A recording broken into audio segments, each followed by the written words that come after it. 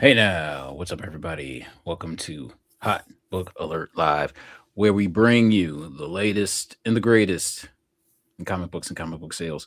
I'm your main man, Mercenary, coming at you live on the ones and the twos. And joining me is the CEO, Dino. How are you? Good man. I'm just excited that we're going back to 2006. Oh, Jesus. Oh, damn it. See, shit. Okay, hold on. I just noticed it as you I gotta pulled it remove up, this. dog. We gotta fix this. No. Like Back to the Future. We're gonna talk about the hot books. No. What are the hot books, man, from 2006? Do you remember? From, What's I don't know. 2006? that was like I can tell you before, 20. It's like I can tell you 2016, but not 2006. I hope that a lot of people in chat. Yeah, I'm gonna put it in the chat too. But please put hot books from 2006. Oh shit! No, I can't do. No, I can't deal with typos. All right, it was probably still like like X-23. That book was probably still pretty hot right around then. In the Wayback Machine, dog. Get the DeLorean out, dog. Going to 88. Crap. Hold on. Okay, I gotta remove that. Yes. Okay, and I gotta replace it. Okay, best comic books of 2006. Let's just roll this. Watch this. Fables, Fell, Runaways. Oh man! All right. Why the Last Man was 2006, 2007. Ex Machina, The Middleman. Yeah, it was all that era. Okay. Yeah. Batman's Secrets was same. Oh yeah, it's all right, man. So John, dude, he had 2006 on the thing. So I said, "Oh, we're going back to the Wayback Machine." He's pulling books from 2006. Trying to test my knowledge, man. This is how Bach started. So we can't. No more typos. Okay, now I gotta change the thumbnail. Oh, jeez. Hold on. Oh, can you change the thumbnail as you go? Yeah. Okay, I don't know. Okay, hold on. You're more YouTube hype than me, man. And change. Verify. I passed all my knowledge and then probably forgot it. Now I gotta verify that it's me. Okay, I gotta change thumbnail. I would just leave it just to confuse everybody. Hell no. Okay, and we're good. We're trying to be professional out here, man. I'm going to save this and clip it and post it on Instagram. 2006. If you were especially cruel, you would have just left it. Just at the end of the show, just be like, "Man, none of these books are from 2006." Yeah, I shouldn't have said anything, but I felt bad. I know how hot Bach alert started, and I'm like, it's fine. Oh shit! Yeah, blame it on the interns. There we go. Freaking interns. Man. That's what we get for not paying anybody. I know, right? We need like proofreaders, this, that, and the third. Hey, we're out here giving out college education, man. We're trying to get some kids some college credits. Oh man. Hey, what's up? Hey now, everybody. I saw JD at the show today. Yeah, how was it? Yeah, it was like for me. It was hit or miss because I had like a specific list in my head of the things that I wanted to get, and there was this one guy that I was really counting on. Like he's out of the game anymore. Oh, okay. So that was a bummer. Did talk about the show? Was it like a hall or was it like at a? Yeah, it was a hall. Okay, cool. Was it around you? No. This was like in Columbus. Okay. Oh, you got to introduce everybody too, because I fucked it up. Oh, I'm sorry, yeah. Mr. Longshort. What's up? Are you jet lagged or what? I'm just fucking exhausted. Not freaking delays, man. So I was leaving Miami, and I get to the airport, and the plane is there. It's a sunny day. I'm like, God, finally, we're gonna get out of here on time. We're getting ready to board. Like, hey, we need an extra 15 minutes. Half hour goes by. It's like, we need 15 more minutes. Another half hour goes by. It's like, yeah, we're going to take this plane out of service. But we got another one coming. So we'll get you going here. We'll keep you filled in. like an hour goes by. They said, "Yeah, we're just cleaning the plane." Half hour goes, "We're taking this plane out of service too." I'm like, "You got to be fucking kidding me! 2 planes in a row they took out of service." Ugh. And they said, "Yeah, we're going to try to find another plane." So they ended up getting one and delayed getting 3 hours getting out of there, man. But Bro, anyways, 3 hours. yeah. What do you think? This is Con Air? I don't know, man. But yeah, just no, I'm doing good, man. Just zapped. Busy weekend, and a busy week coming up. I hear you. Heroes were born. What up? What's up, Good everybody? evening. Good How are you? evening. How are you? Good. I'm hoping I don't have Ben's luck on air travel. I'm flying to what is it, MegaCon in a couple of weeks or so. It's supposed to be quick, New York City to Florida, Orlando. So All right, I good do- luck, I man. do- Good luck. I got my fingers crossed for you. I Well, do the- this the- every MegaCon, dude. So I'm going to Orlando this week and Right. half of next week until it's either I'm before or MegaCon or right after every year. right. Every year. Yeah, so I'm at my LCS today, picking up some he got some small collection and I grabbed some books, and then he's telling me, "Good luck on your flight to MegaCon." And I said, "Why?" He said, "Well, don't you know why I wasn't here for a week?" And I said, "Why?" He said, "I couldn't come back from Florida because of the snowstorm in New York." He said, "I had to stay there an extra 4 days." Ooh. And I was like, I'm just sitting there thinking, like, this is all I need. I need a fucking snowstorm to start in New York while I'm in Florida. So it snowed But, pretty bad yesterday here. I mean, it was like I think we Yeah. got probably like 2 or 3 inches. Damn. Right. Yeah, I was like, what the fuck? And then I mean, let's talk about that too. You really don't you plan like if you're not independently wealthy, you're not planning on staying in some place an extra 4 or 5 days or what, you know what I'm saying? Mm-mm. Like, then you're trying to Mm. figure out hotels or what you're gonna do and all that kind of stuff. Yeah, and when you have no plans, it's like Yeah. you're in a hotel. Uh, who knows what he was doing over there? But the thing is, I wouldn't want to stay someplace an extra 4 days. I wasn't planning to.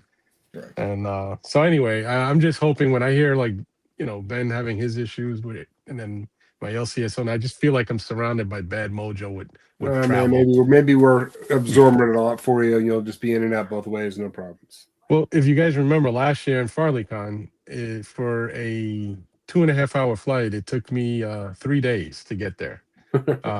Yeah, there was all kinds of bullshit storms in different areas. I had to do, they had an emergency land in one place. I spent the night somewhere and Waffle House and all kinds of craziness. And I just don't need this to happen again. This is why I don't like flying.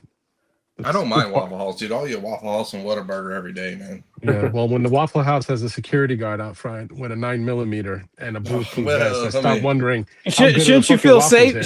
Shouldn't you feel safe then? Yeah, man. And I told him, dude, I'm from New York, so shit usually doesn't bother me. But I said, I'm just trying to get something to bring back to my room. And I said, and this just makes me feel real, weird. You're Walking like, in yo, here. man, I'm just trying to get a waffle in this joint. Dog. Yeah, I said, not this a is record. like, I'm not trying to withdraw $5,000. I said, why do you have a gun on you? So he said, don't worry about it, man. It's not as bad as it looks. I said, I don't know, man. At some point, your company decided we need a guy with a 9mm and a bulletproof vest out front. So something happened at some point, So Man. who knows? Anyway, I got some cool books to show later when you guys are ready. I got some, and then I got a lot more for next week. I got King Kong in New Jersey, which is like my second biggest show of the year. And Yeah, I got to get down there for that sometime. I've heard nothing but good things about that show. yeah, it's really good, man. And every year he just does it bigger and bigger. We usually have to relocate to a bigger showroom. He's got more dealers, more dealers and more guests. So like this year we're gonna have some interesting people. So I look forward to actually getting some books signed for the first time, because usually he doesn't have anybody I really give a shit about. But I do remember somebody saying he's got some guys that have been doing some exclusives lately, and this one particular dude has done an exclusive for. If you guys are familiar with Slabulous Comics, he has like a Whatnot. He's a Whatnot live seller. He's a pretty cool guy, and he did an exclusive for that book called Dork. and this is the exclusive. And this is the first print. The second print is foil. So I got a few of these. I'm gonna have the artist who did this sign and do a remark. Like he does these really cool full color head sketches. So I figure why not, right? If I'm gonna flip, you know, a bunch of them, I might as well get something cool on them, right? So, but Right on. yeah. Very nice. So Ben, if you were to go to King Con, would you be driving or flying? No, I drive. It's only about the drive's only about 3 hours for me. So. Okay. Yeah, that's not that bad. I've driven to New Hampshire and Boston from New York, and it's like Ben said, it's around 3 hours, give or take. If you're smart, you'll leave in the middle of the night so you don't have to deal with traffic and just kind of like get here at the time where you can actually go to a diner when you finally arrive, get a breakfast, and then slowly, go to the event. But that's how I usually plan events. When I go to Boston or New Hampshire or something, I try to drive like at 2 in the morning for 3 hours. And then when I get there, I find like either a place to crash for a couple hours, get something to eat at a diner, and then I go right to the event. So, but Yeah, I hate, I would leave really early if I did that. yeah, But, I hate traffic. So I rather drive 2, 3 in the morning. I know that's right. Yeah, man. Mhm. All right. Well, this is something that just sold. I noticed this today. It just sold. And I know it's not comic book related, but I still want to talk about it. So this is the Flint production animated G.I. Joe production animation cell. no shit. And this thing sold for how much does this thing sell for? $1,200. Wow. 12.25 after 23 bids. That looks pretty good though. You buying it for $12.25? You know what? If it had the backdrop, probably. I need a backdrop. I would like to at least, but I will say like this hand, like the hand sketch along with the painted cell. Oh, that's not bad. I like this. I like this combo, but if it had like the backdrop, it'd probably be a done deal. But a cool way. I saw a guy who had something like this, and I want to say it was something to do with like Spider-Man or whatever, the animated series. And he it was 2 cells just like this. One was like it looked like penciled, and the other one was color. And he had them framed side by side.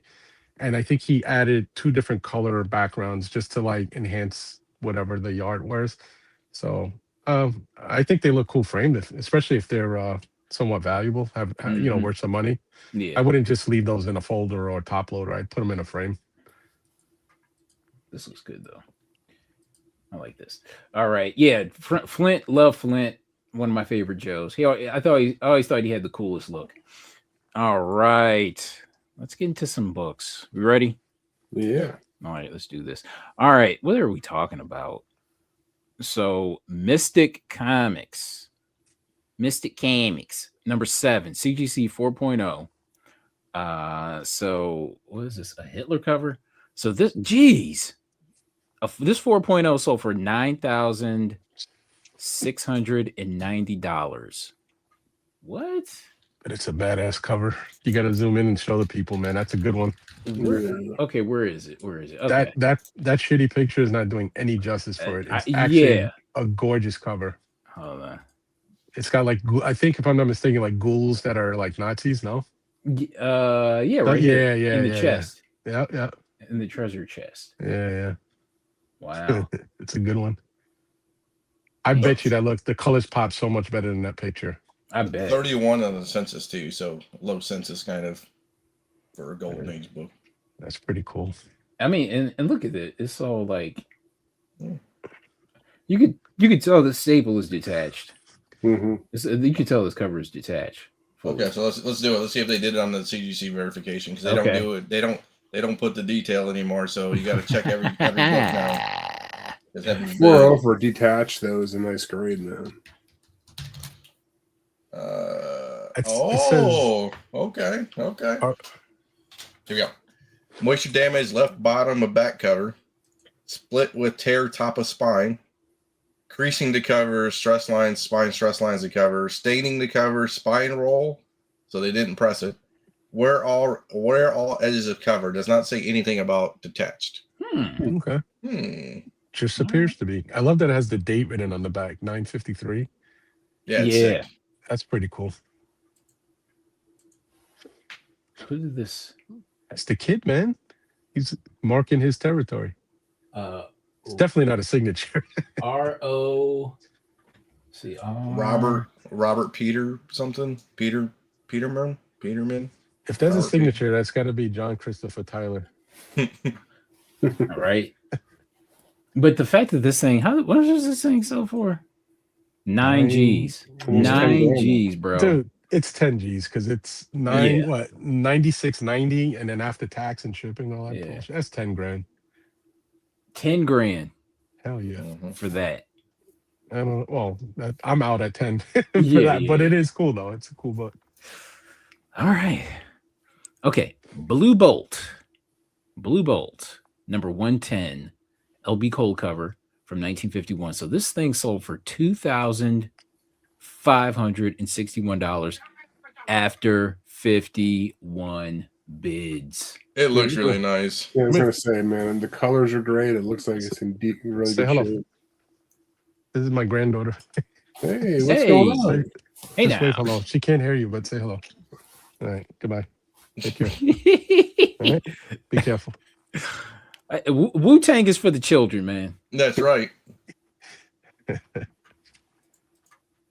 All right. Look at that.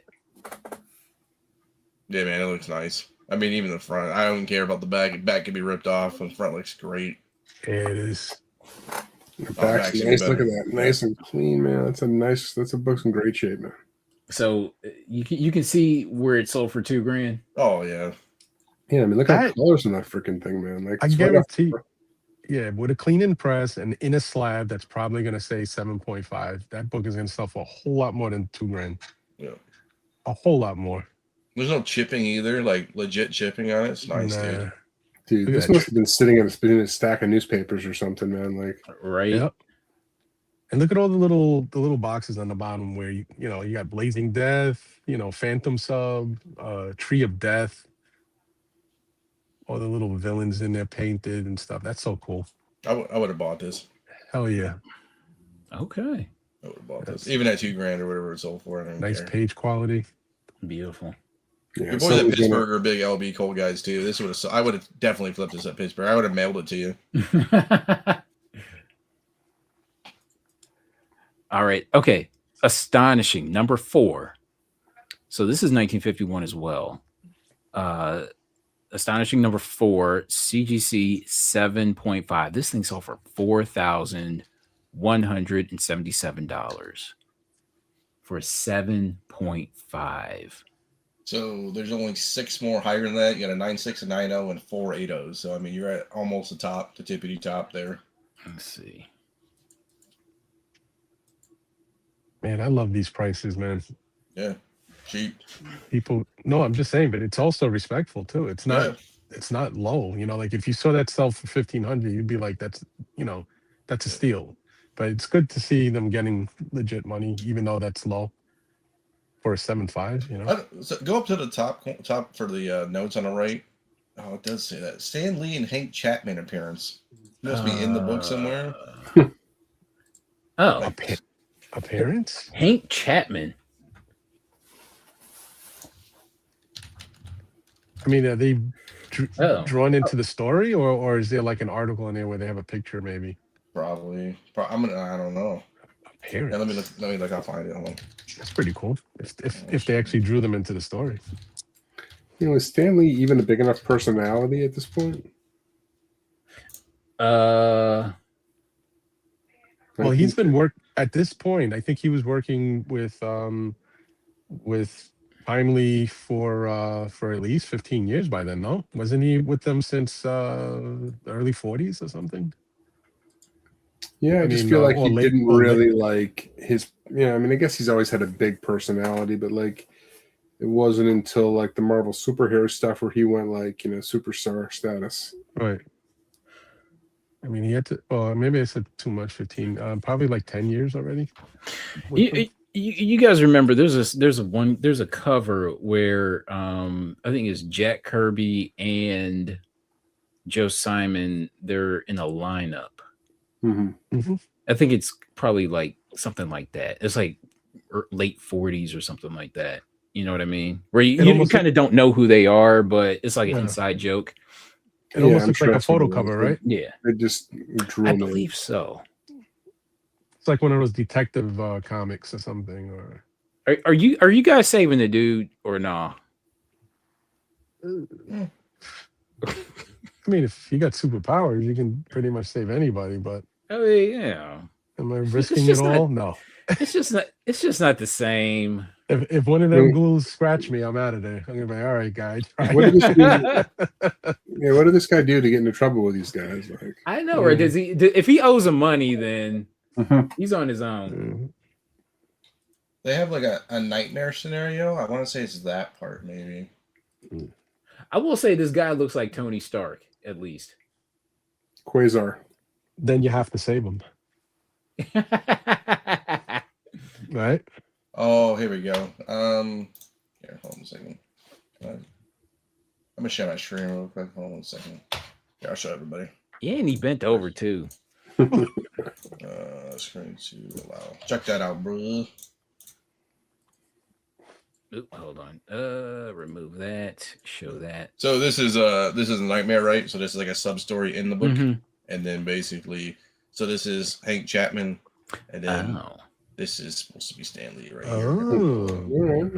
Look at me, dog. I just had to scan my astonishing forehead. Nice. No, that's cool. Yeah, so that's his appearance. Okay, yeah, you first to him to stand. Okay. Okay. What's next? All right, we have two pre-detective comics. Two pre-Batman detective comics. Okay. Number 14 from 1938, 1.5 ungraded. So this sold for $14.50.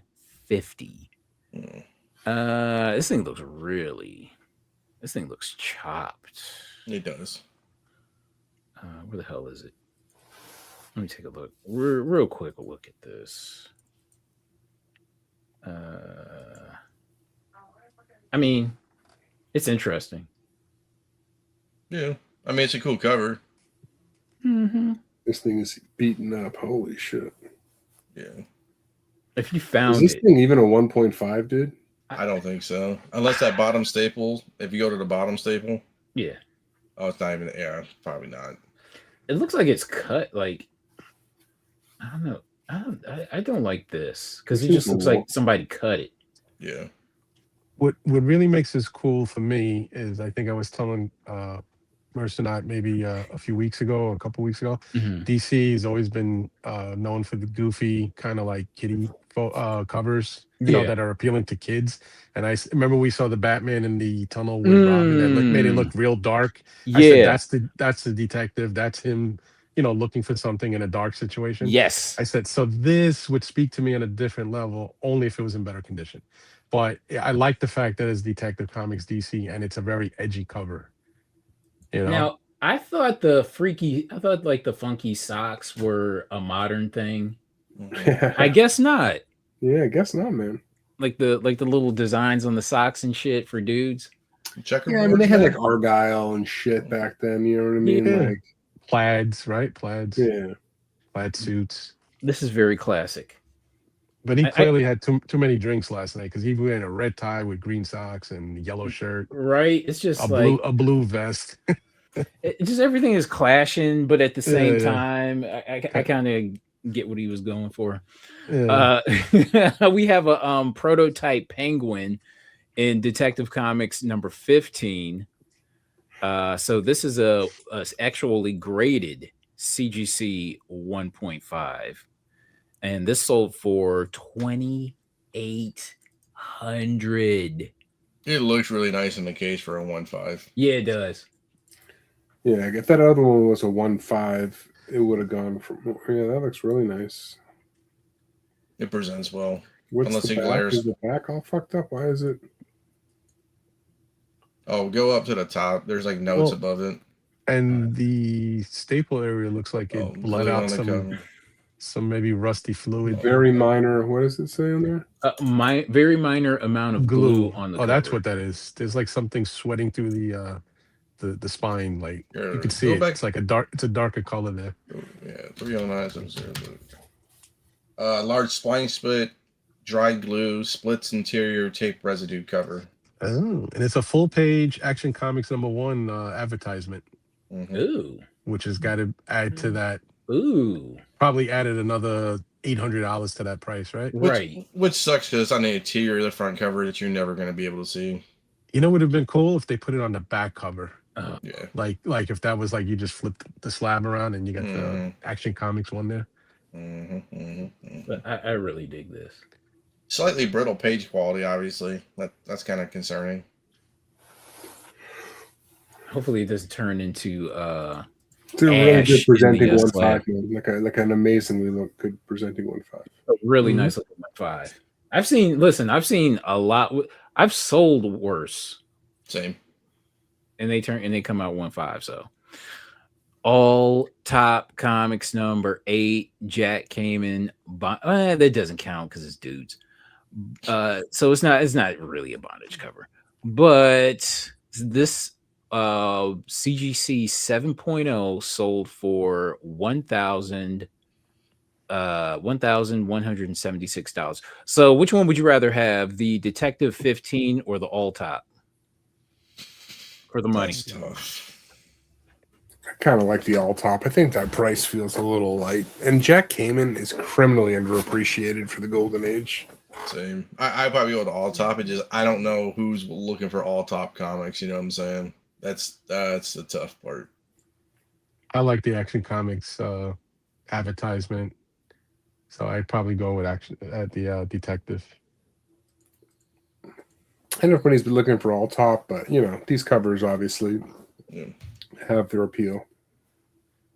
See, I have I gotta find it. I have a Golden Age book that has a Captain America 1 preview in it, or like an advertisement, and that to me, and it's beat to shit. It's really bad, but I'm just so happy. Like every time I look at it, I'm like, I wonder what a kid was thinking when he got to that page and saw Captain America for the first time. Oh, Yeah. we have a Dick Tracy ad on the back. Okay. All right, so this is 1947. Man. Okay, so Jack Kamen cover and Matt Baker art. Ooh, got the best of both worlds there.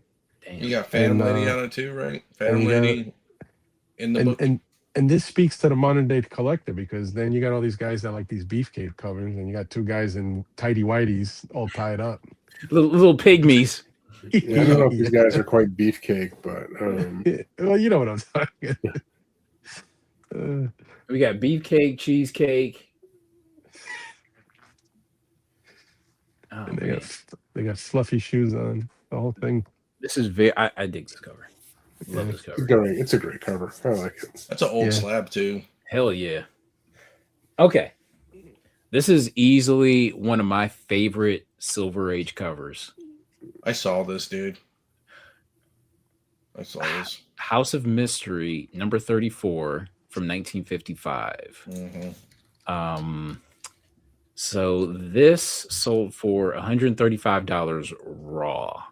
I absolutely love this cover. Like when I first saw it, immediately fell in love with it, had to have it. So this, do I have the listing for it? Let's see. Yes. Because this is towards the end of the pre-code era here. Okay, so I mean the condition on it is kind of it's kind of rough. It's still sold for that much, so okay, I'm not mad at that. What does the back look like? Did they take any pictures of the back cover? No, they didn't. Yeah, they did.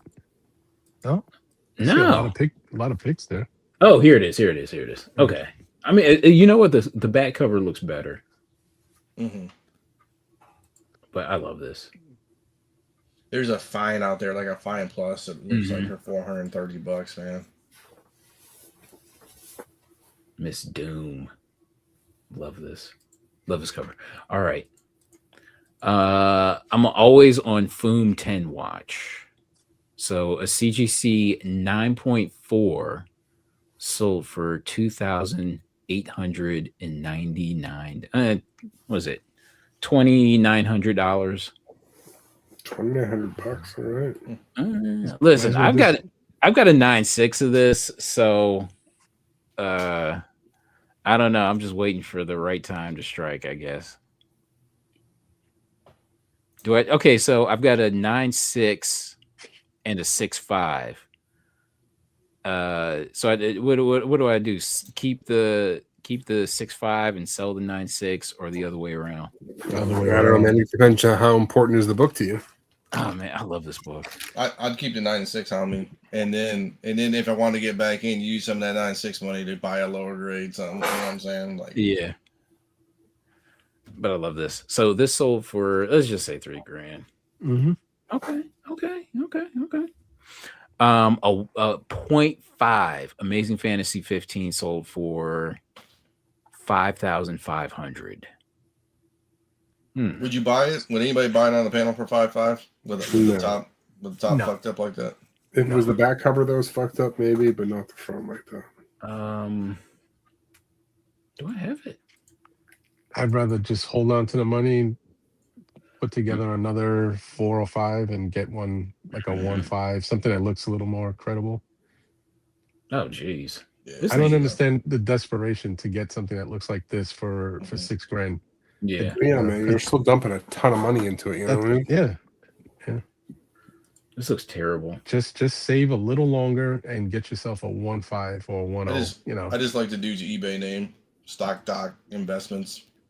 In fact, I would rather get a purple label like 1.0 that at least the whole cover is completely intact. You know, like you can see it and admire it a little bit. You know, whether it's somebody says it's got slight. You know, even though I despise trimming, but even with a trim and a 1.0, I would Well, even rather like a have green label, man, with like the centerfold missing or something.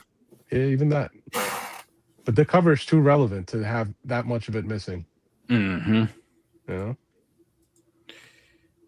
Wait until the Avengers movie in December and think about moving the low grade copy. I couldn't sleep with that.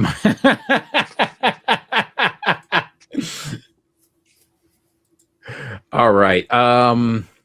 Adventure Comics number 247, First Legion of Superheroes, CGC 3.5. This sold for $2,325 after 54 bids. Damn, a 3.5. Wow. Mm-hmm. I don't know. I haven't seen one of these in a while, or at least I'll put it to you like this: I haven't noticed one of these in a while.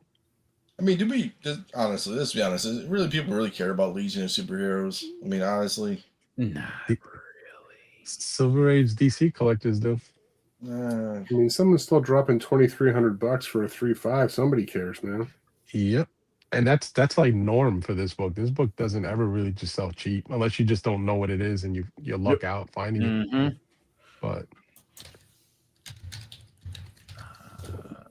okay, next, Mysterious Adventures, a CGC. Okay, Mysterious Adventures number 4, CGC 4.5. This sold for $400.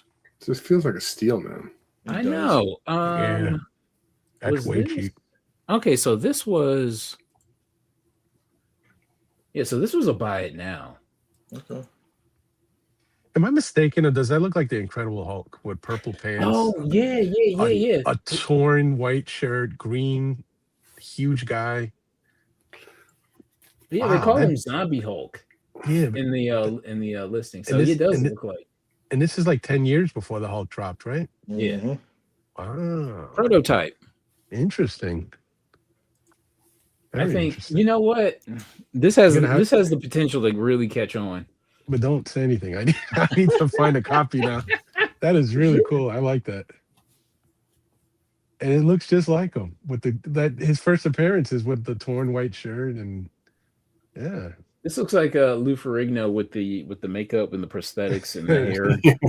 Yeah, but he had green shoes on though. I don't know if you ever saw it. there's no short supply of these. Oh, on really? The bay, on the bay, at least. I gotta find this. I know, right? And I'm going to 2 good cons, so I gotta start pretending like I don't know what it is and start acting weird. Dude, everybody be like, "So what you looking for? So what you looking for?" And I'm like, "Look, hey, man, I'm just looking, man." Yeah. I say everything, man. I go everything. Golden Age and modern. What you got? Well, you figure It's like a prototype Hulk and Lizard. Yeah. It's got everything going for it because, like, you got the blonde with the dress, you got the prototype Hulk and Lizard, you got the skull. The yellow with the red trade dress. I mean, dude, this literally has everything going for it. Yeah. It's got intent. He's gonna throw her in the grave. I'm joking. Yeah. The woman in red in distress. You got the skull, skeletons. skeleton. Yeah, It's just everything. A dude that can't do shit against a skeleton that has no muscles. Like, what strength does a skeleton have? It can't have much. It must be powered by like evil spirits or something. Is that Wimby in the back, dog? Is that Victor Wimby? Right. Oh, Space Jam arms. They got destroyed by the Knicks the other night. They did. I tell you, the Knicks confused the shit out of me, man. Like, sometimes they look like why bother, and then other times they just destroy like the best teams in the league. Total dominance too. I think they beat them by like almost 30 points or something. Mm-hmm. Oh, this thing is clean. And Wemby is no fucking joke, man. I've Wemby's a beast, dude. Hell yeah. Joking. He's literally like 10 pounds away of muscle from just being a complete destroyer, man. Like. Mm-hmm. All right. So are his knees gonna hold up though? I mean, he's 236 right now. I mean, he's not like, Manute Bowl, And he comes from the European League before he grew up in the European League, I should say, which means he played a good portion of his career against older guys, like adults. Correct. As a kid. And then like Luka too, right? Where you have the big crowds and stuff and all that stuff. It's not like, Yep. Luka and what's his name? Joker, all those guys, man. You see Jokic almost kill somebody at center court? Yeah. Dude, they forget that dude's got 2 brothers that I really think they were in the mob or something back in the day. I'm sure they were. Those guys are real fucking brutal looking, man. Yeah, dude. And they're like bigger than he is. And they're always, and when he gets into some shit, they're always somewhere like near the court side. Like, I would always be worried about where are they at the end of the game if I fucked with his brother. Those guys look like they're in the back parking lot waiting for you with a pipe. Absolutely. All right. Next, we got Blue Bolt Weird number 119. So this one sold for $975 raw. Another Cole, right? Yep, after 16 bids. That is intense, that cover. Yeah. What did that sell for? $975. That seems, what do you think, Ben? That seems low, right? For all the action on that cover and all the color and the whole Hades thing going on. And you said it's an LB Cole cover? Yeah. Mm-hmm. Yeah, I don't know. It seems a little cheap. I don't like the way this dude is handling the freaking book. It's like all like scrunched and shit. Guaranteed that guy is in his late 70s and doesn't give a fuck. This dude is gonna pop. This dude is feeling to pop a staple or something, man. He's probably expecting you to mail him a money order. He probably doesn't know that you paid for it after the auction's over. Right. Hey, buddy. Hey, can you send me the payment, dog? Yeah, where's my money order? I mean, okay, so this dude is selling new shit. So it's like he's got to know what the hell he's doing. Or he doesn't give a shit about the old stuff because I see he's got a lot of new stuff there. Yeah. Okay. He's got some nice new stuff. Yeah. Yeah, he's got some really cool stuff. You ever selling a dork one? Yeah. Hey, he got to get his money, man. Social Security ain't checking in, dog. You know what I'm saying? $81. Damn. Hooray. Pays the light bill this month. Mine are arriving tomorrow morning. Just in time. All right. So we got mine and Ben's favorite Golden Age book, Jetta. Jetta number 5. With or without the stamp? No stamp. This thing is pretty clean. So this sold for $370. That's not a bad price, man. They took a big. Somebody on Instagram hit me up. They were trying to buy. I wonder if this was the one. They were trying to buy this book, and asked me what they thought a fair price was. Yeah, this is nice and clean, man. Yeah. Is that writing on the spaceship, or is that part of the art? Yeah, it's on the spaceship. It's like it's part of the art, though, right? Yeah. It came like that. All right. I thought some kid wrote all over it. Yeah, I absolutely love this book, man. Yeah, it has the little Jetsons and. What I can't believe, man, is we talked about this on Long Story Short, and then Carter was out like 2 weeks or didn't feel that long after and found 3 of them. I thought you were fucking with me when you said that you found 3 of them.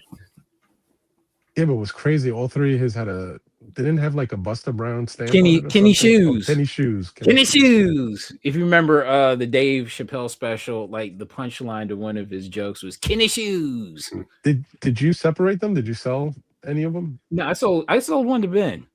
Oh, that's cool. But I'm saying the other 2 you still have, though, right? Yeah. That's cool. No one cares. No. What I mean is, it's cool that you at least gave it to a friend. I would be reluctant just to sell it at a show. I'd like to keep the 3 together because that means that they came from the exact same store and the same. Either they didn't sell, and who knows what. This is a pretty sharp copy of this one, man. Yeah, me and didn't you okay, Mike, didn't you go to the Kenny Shoes on Libby Road in Maple Heights? There was a Kenny Shoes close to where we live. Lemon Pepper Steppers.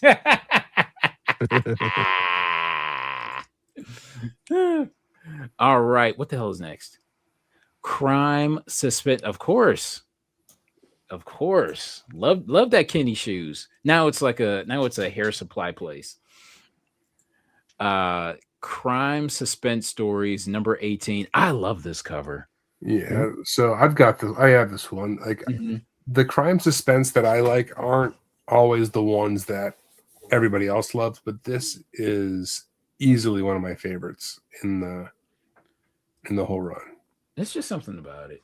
Yeah, I have a regretful sale of this. I won this in a raffle that I was just throwing a few dollars into, and I won it. It was a 6.0 Blue Label slab, and I sold this maybe 10 years ago, at New York Comic Con for $700. I got a 5. But what do you think your 5 goes for, Ben? I don't know, but I got it for a song. Damn. Okay. I didn't think much of it because I didn't have any other crime suspense stories back then, so I kind of was willing to let it go. But as of course years later, now that I'm a little more into the stuff, I wish I held on to it because it was a pretty nice grade for this book, 6.0. Yeah, I really it's one of my favorites. This one, and then the one where he's choking her out in the boat. Yeah. And the guy I sold it to still has it because I still know him, and he's an avid crime suspense stories collector, EC collector, I should say. So he still has it. This reminds me of this. I don't know, for whatever reason, this reminds me of Matt Baker, like the form of this woman here. Yeah, it definitely has that vibe, the proper curves, I suppose. Yes. Prize Comics number 1, March 1940. So what is this? Predates Wonder Woman, Captain America, Robin? Yep. Nope. Predates a lot of shit. Oh, Robin. When did Robin? Yeah, probably does predate Robin. Evil Peter Parker and Aunt May. And he's carrying Gwen Stacy. Gwen Stacy. All right, so this Prize comic sold for $500. I mean, that seems cheap to me for a number one, right? Like Super cheap, man. and a a number 40s one book? from 1940. Yeah.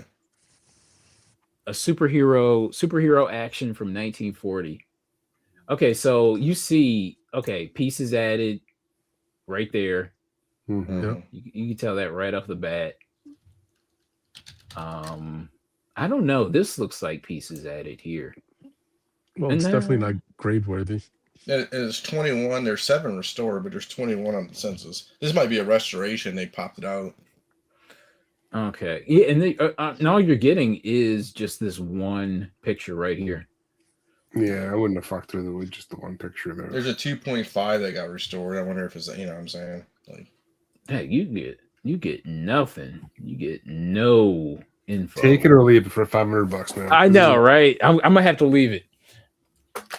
I don't like this. I mean, I love the cover, but I don't like this sale. I don't like this particular copy. Pocket Comics number 2 from 1941.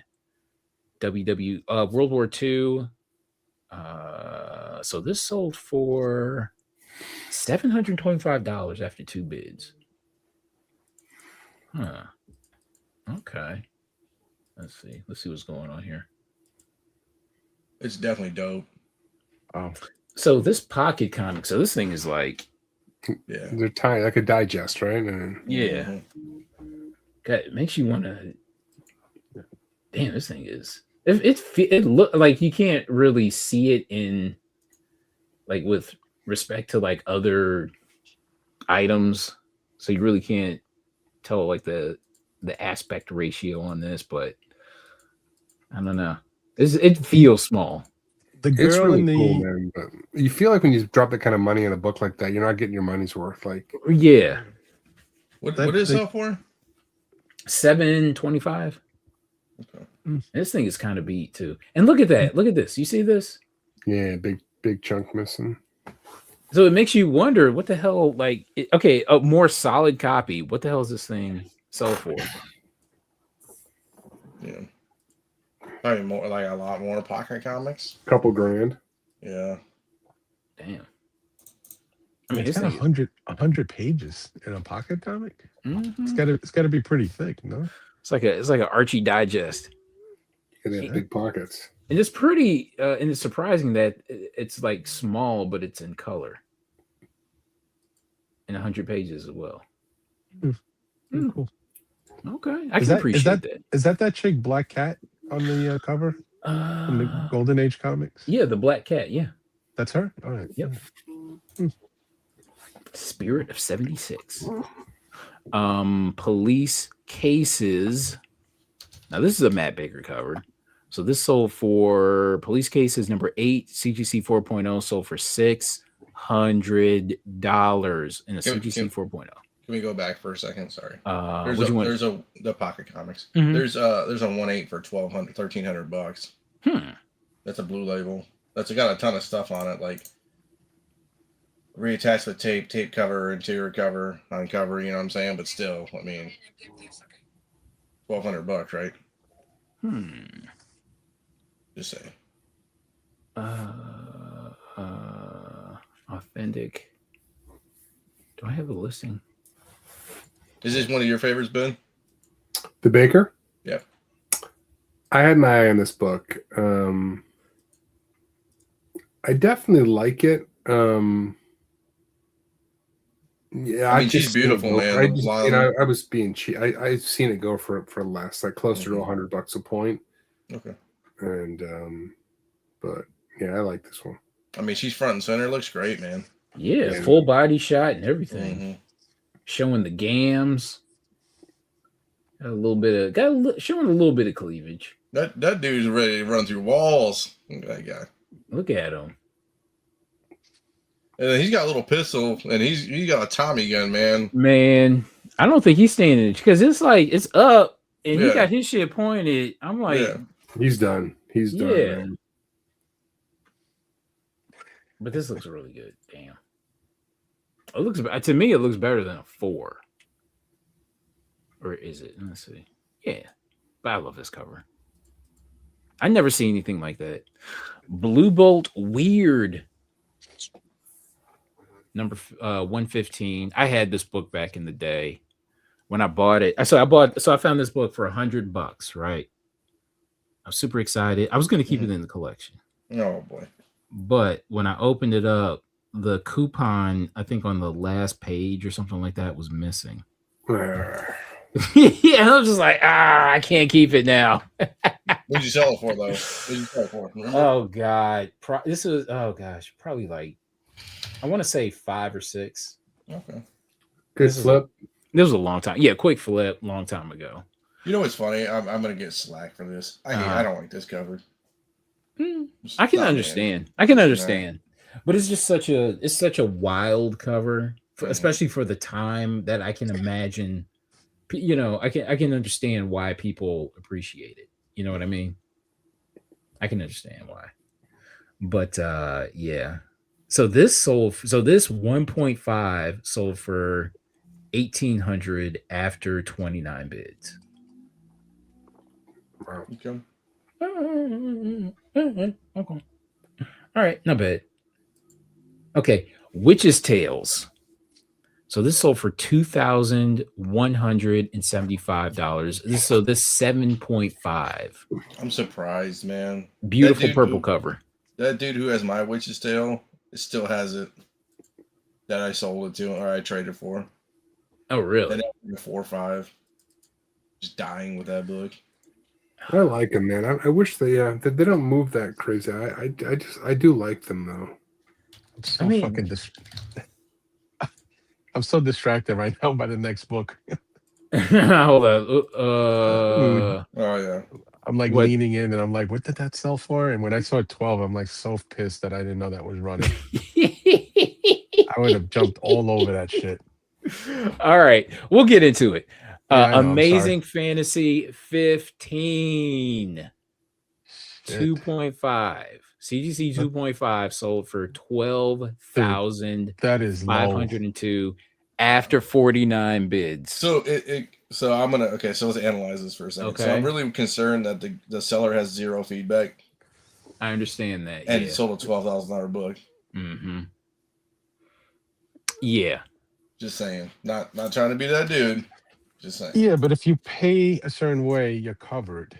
Like correct. I'm just saying I would send this PayPal through eBay because you're covered by 2 different sources. You got eBay, and if they fail you, you can always get your so he signed an AM15, right? He sold an AM15, right? Right. What other thing you think he has? What's it? One other item you think he has? He's selling. Some bullshit like an antique item. Jordan 86, 87 rookie Jordan 9.5 for 28,000 right now. Hold on. Where's he from? Where does it say he hails from? Because if there's Tucker, Arkansas. Where the fuck is Tucker, Arkansas at, dude? Anything is possible. This guy probably got this from a dead uncle, and he's selling this guy's collection. Oh, it's out of Little Rock by Little Rock, but still, either that or he stole it.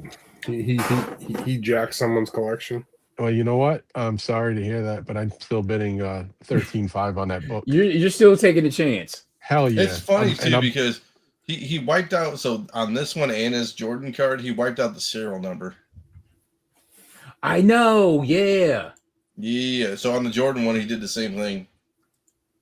Well, is that smart or do you think that's shady? That's shady. Well, because then if it's somebody else's book, you know what I mean? He doesn't want them tracing So in the B part of it, the only time you really wipe out a thing is if you have like a collection on CGC, you know, like how they track books and stuff. You know, you can do that like public, you know. But yeah, definitely shady, dog. But then again, if you stole it, why would you go on eBay with it? Because people are dumb. You should. I mean, you just go to a pawn store, right, and get, you know. What's the grade on his Jordan? A 9.5. Beckett 9.5. Yeah.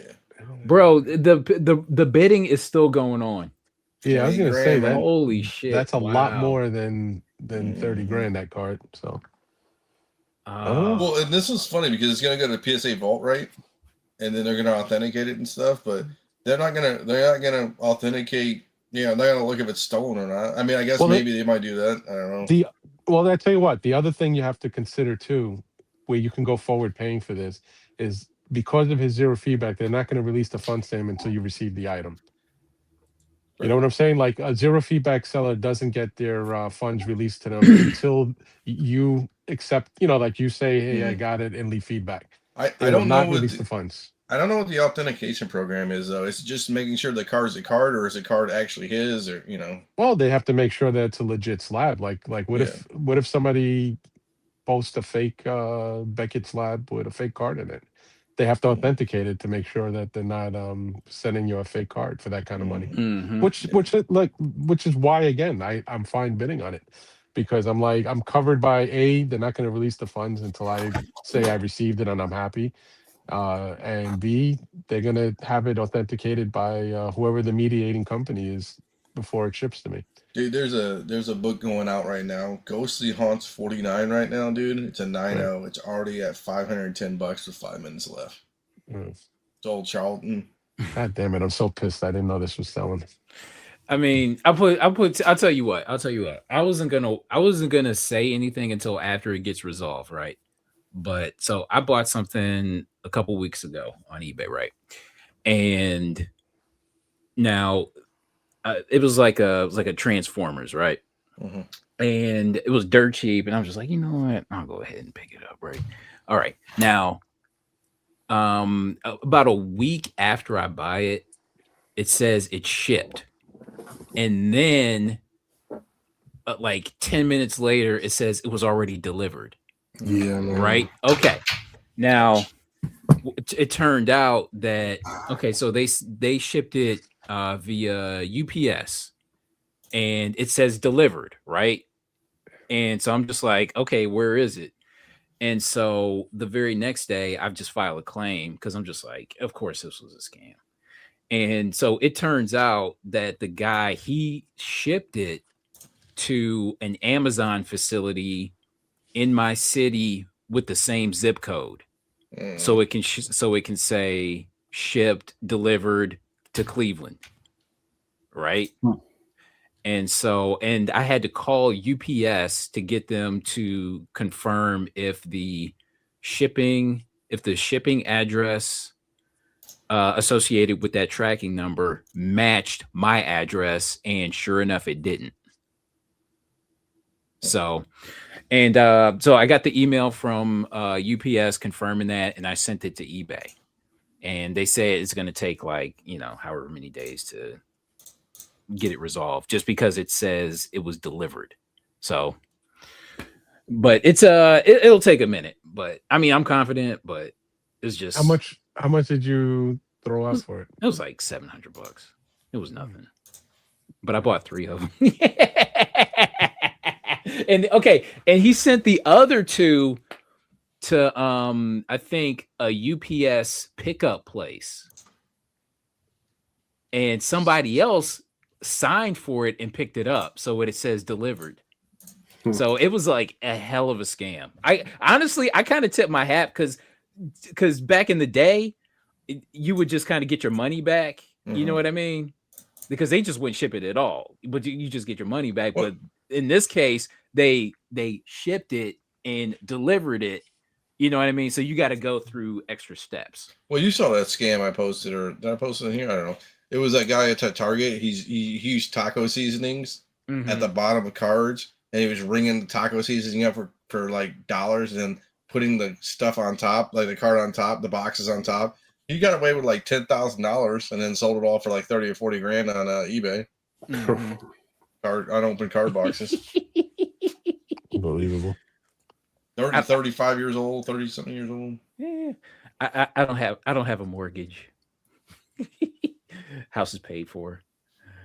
What the heck? X-Men #1, CGC 1.8. I was gonna say, and you can sign up for the CEO's classes for that too. Only a monthly subscription of $19.99. 10 more years. I hear. Listen, I hear you. You. Jesus. Okay. Yeah, and the guy had like 5 feedback, but I'm just like, you know what? Hey, you gotta take it. Sometimes you gotta take a prayer. Sometimes you get it. Yeah. Yeah, sometimes you know what? Sometimes it works out. So, all right, X-Men #1 CGC 1.8. So this sold for $3,439. What say you for a 1.8? If it looks good, I mean, I'd like to buy an X-Men one to have an X-Men one, but For whatever reason, I want my green to be a little bit greener okay, on the cover. Yeah. Yeah, I mean, understandable. all right, what's next? Oh, we got to talk about this. So, so I ran into JD. Where you at? I ran into Dan Linko. How do you pronounce that? Danny Elko? Linko. I'm sorry. Yeah, but I ran into him and he showed me this listing here. And so this is the original art for Absolute Danielle. But he showed me the listing for this. So this is the original art for Absolute Wonder Woman #16, and this thing sold for $100,000. Yeah, it's Dan Quintana, right? Yeah, but I'm like, really? Yeah, he's a phenomenal artist, man. I've been singing this dude's praises for fucking years. He's finally starting to catch on. Would you guys agree or disagree that this may be one of the most iconic DC covers for modern day, like right now? This one? For right now, I'm not talking about in the past 10 years or 5 years, just for I what's mean, going on now. This thing hit pretty hard, but I don't know. I mean, Of course, how far back are we going? No, I'm talking about like right now. I'm saying in the past couple of years, like as far as what, because right now we're just loaded with, we call them what, pinup artists, just pumping out covers like this. I mean, probably hundreds a year, for exclusives or regular incentives. And when you see this come along, this kind of just it hits the #1 spot right away. No? It's really good. Yeah, I mean, it's hard to say, but I mean, it's when I saw this, like I didn't see it. I probably would have bought this actually if I had seen the actual sale.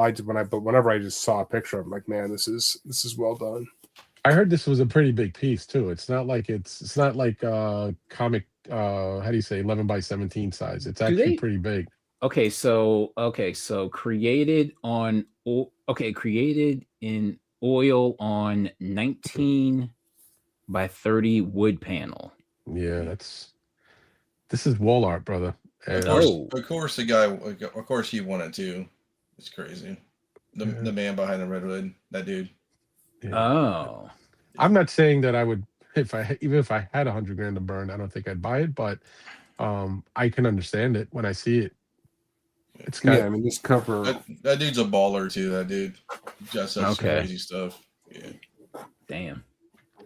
I just think because we were discussing this on Beyond yesterday, and some were saying, well, $100,000. It's like, and then you put a comparison to other legendary artists that have sold, whether it's covers or interior pages that are super valuable for like in the ballpark of this. And what would you rather own? And I just said, dude, Absolute Batman right now is probably the hottest DC book they put out in who knows how long. And it's got legs, meaning it's going to probably run pretty solid for at least 30 some odd issues, because they can just keep going into Batman's rogue gallery, making them absolute.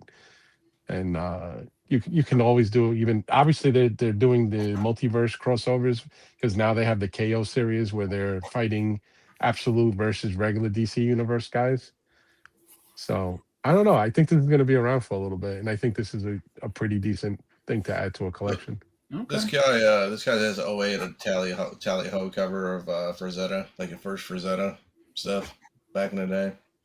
I mean, this guy is not messing around. I mean, well, damn. Yeah, he's a comic book shop guy too. Nice. But it also makes you wonder, what is he going to do next? Because I heard that he's slated to do other absolute, exclusives. So are they going to be, because now that he set the bar, you know what I mean? Yeah. So Yeah, I mean, like, listen, he's been around for a while, man. Like Quintana, Mm. like he's really good, but he's already done another one since this one that hit as well. It's Batman sitting on a motorcycle. yeah, That also popped. It's not as good as this, but it's still pretty good. But yeah, he's been around. Like he's not a rookie. yeah. I'm just saying, like this is what he's going to be remembered by though for a little bit. Yeah, he'll be selling out absolute Batman covers for the next year and a half. You know what I mean? Hmm. It is Hmm. Frankenstein's sick too. He did a Frankenstein. Sick. Is that for Universal Monsters, the Mhm. comic? Mhm. Okay. So would you buy a oh wow, a 9.8 for 700? Me now. Damn. Where's There's got to a be there's got to be a good amount of 9.8 candidates, being it's such a new book and it's a thick yeah. cardstock cover. It's like, Yeah, it was an exclusive, so I'm sure there's a lot of 9.8s out there. But it yeah. was selling for like $500 raw. Yeah, something like that. I want one that's not signed though. Dude, he's got a cool signature. I mean, I can do with or without it, but because I'm Yeah, not this particularly. is the one that's the fakes. Remember, I told you guys about the fakes. This is the one where the Yeah, DC logos in the corners all chopped off. Oh, so Mm-hmm. Everything was Yeah. wrong with that book. The Mm-hmm. the the cover looked like somebody bent it by hand, and you can see like it's cracking and splitting on the spine. The Mm-hmm. staple looks like somebody used some home bullshit stapler to staple it. The color is all wrong. Like the fading and the pixelation is like too widespread. And then I heard that the DC logo is like off to the right and high, and it's cut No, off. it's like quarter the DC logo in the top corner. Right. It's got The yeah. the whole quality is off. So like the way I look at it mm, is like I read whatever the post was where the guy said the seller made it right or whatever. But I'm like, dude, how did you first of all not know, like how did you have this in hand and then sell it for the going price that it was going for and not know something was wrong with this book? And this guy's not a New Jack seller. Like, like he's not a guy that says, "Oh, he's been selling, man. He knows his shit." And how did you handle that book and not know? But it just, like I said, it's not for me to. I'm not going to play judge and jury here, but oh damn. it just seems weird because if I handle this book, if you know you have a $500 book in your hand, aren't you going to look at it before you put it on eBay Mm-hmm. or not yeah, eBay or what? I think it was a whatnot sale. Yeah, it was And whatnot. I think. you're going to look at that shit. You're going to inspect it for condition. This way, when you run it, you're not going to put it in a top loader and conceal like all the little things that are wrong with it. You're going to Mhm. show it and say, "Look, man, I got like a potentially a $700 book here. If you could probably get a 9.8." So you're not going to look at it first before you and then say, "I feel like something's wrong with this." This copy here is not a 9.8. Look at that. And it's nope. still sold for Oh, what? Probably 300. pull up that Robert Rupo comment. Uh-huh. The Robert Rupo comment on YouTube. Pull it up, please. Robert Rupo? Yeah. Who's that? No. On StreamYard. The comment on StreamYard. Oh, sorry. Yeah. No, you're good. There he goes. Okay, so Context. oh, I work for the man behind the red hood, and I was sitting next to him when he won the Absolute 16 art. He was very happy. He also has Absolute Batman 10 2. You should look up that book too. Oh, okay. Mm.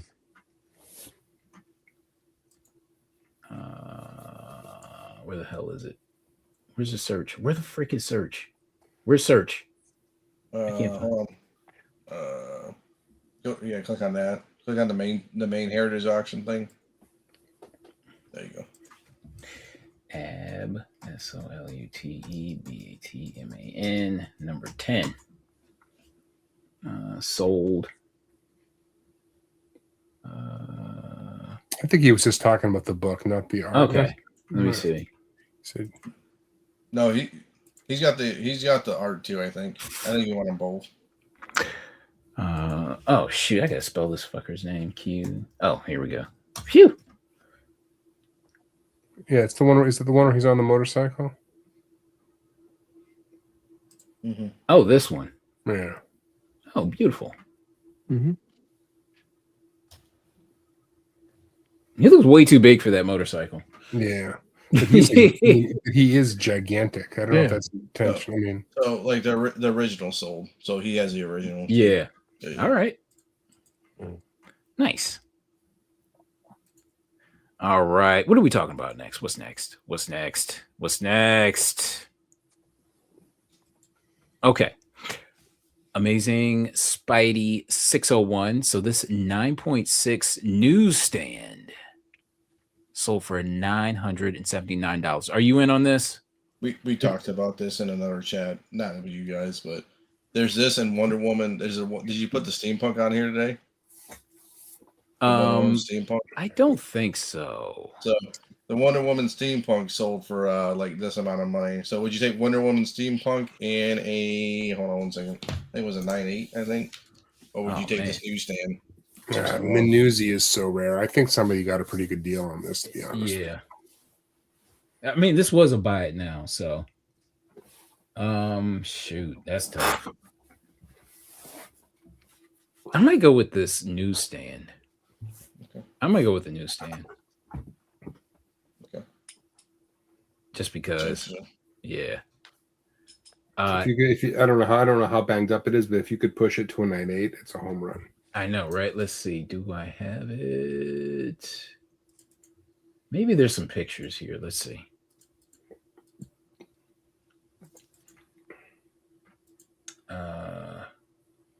Wow. I'm not. I mean, you could argue that this is Campbell's most iconic cover at this point. Hey, what's up, Mike?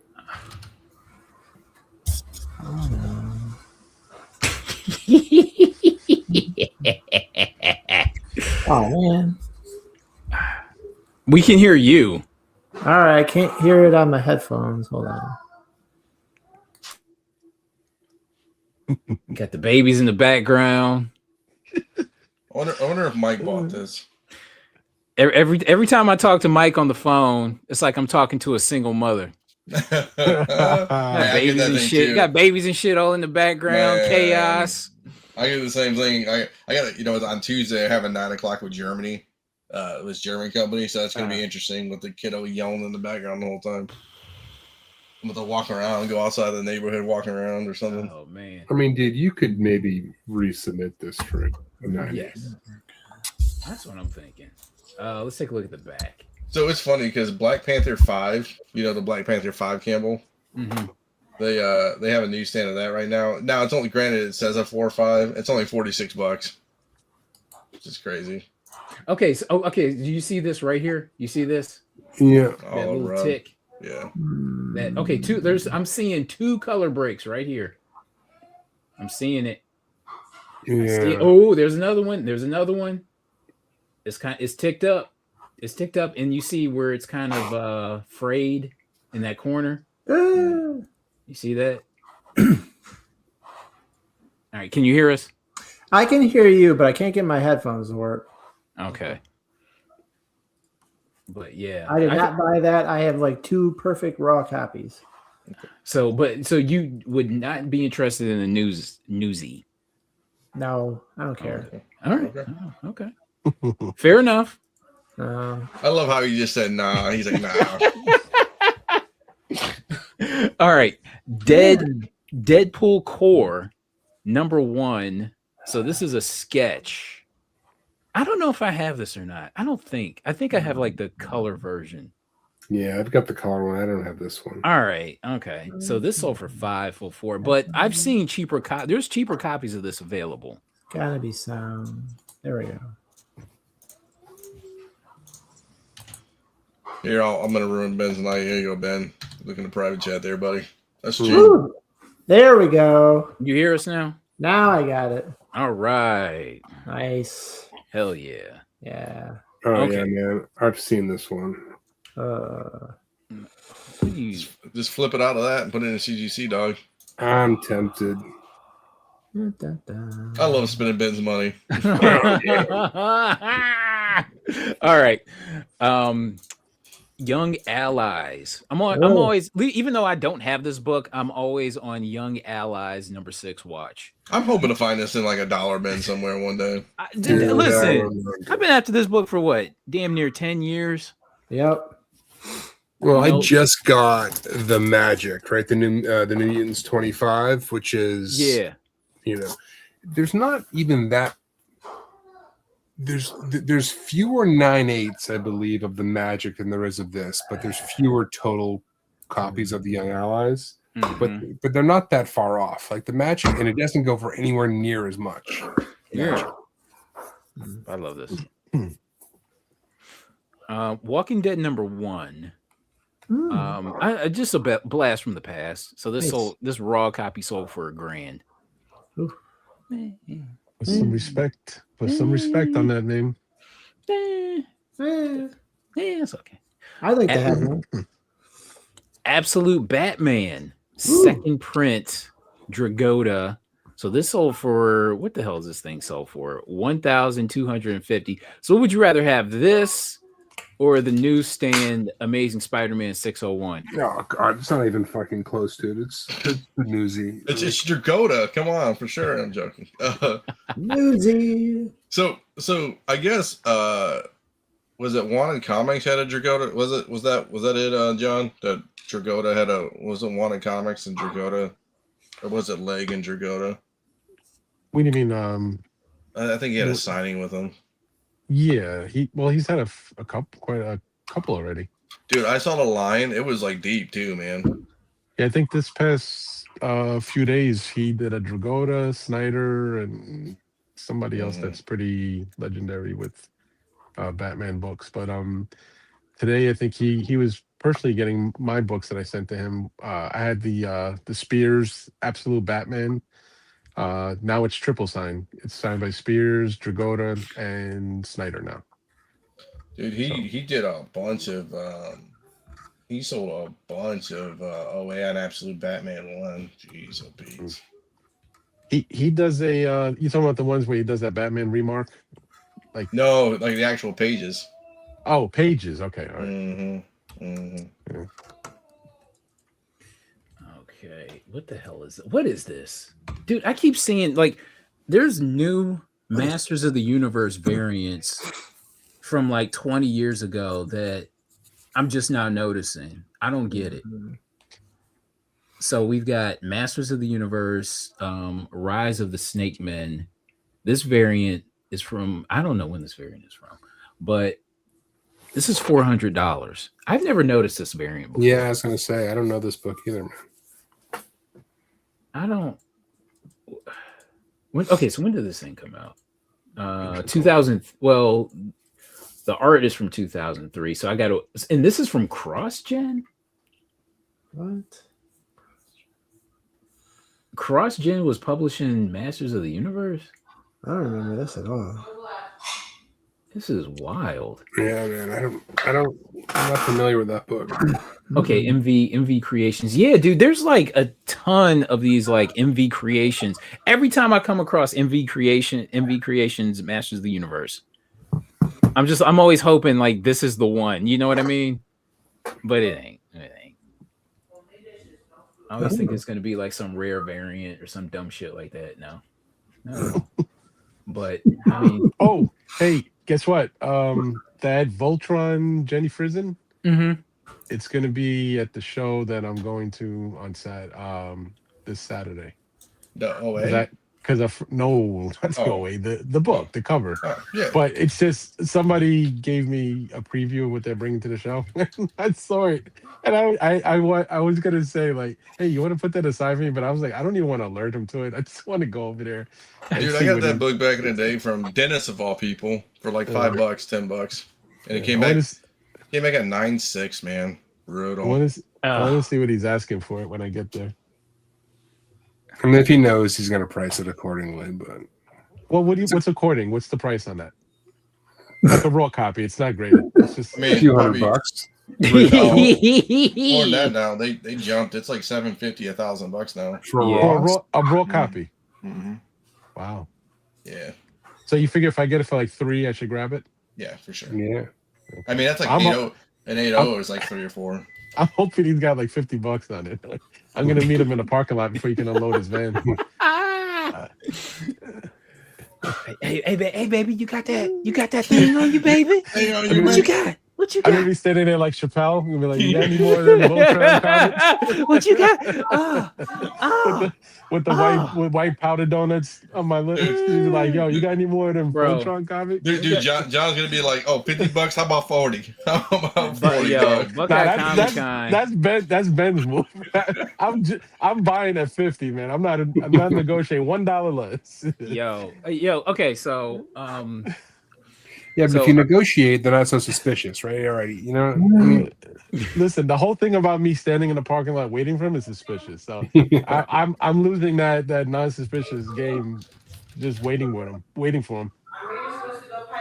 That's funny. see, Who's paying $200 for it's this? always chaos in the background. I love it. I love the chaos. I appreciate it. Dude, it's like a haunted house. It's like even when he It's stands amazing. still, you just hear woo. Always something, man. I'm funny. As soon as he got his mic to work, I heard woo. I was like, oh, All the here we go. There it is. Are you going to? Hey, are you going to Buckeye Comic Con in Columbus? Probably not. Oh no, that was today, that right? already happened, but Oh, that was the today. Westlake show is this week. Oh, next week? is next week. Yeah. I want to go. I might go. I'll just have to bring the stroller. Ugh. All right. Come on, do it. I'm out of town, or I'd probably show up with you boys. Come on, do it, man. I know. I'm going to be in Florida when the MegaCon is.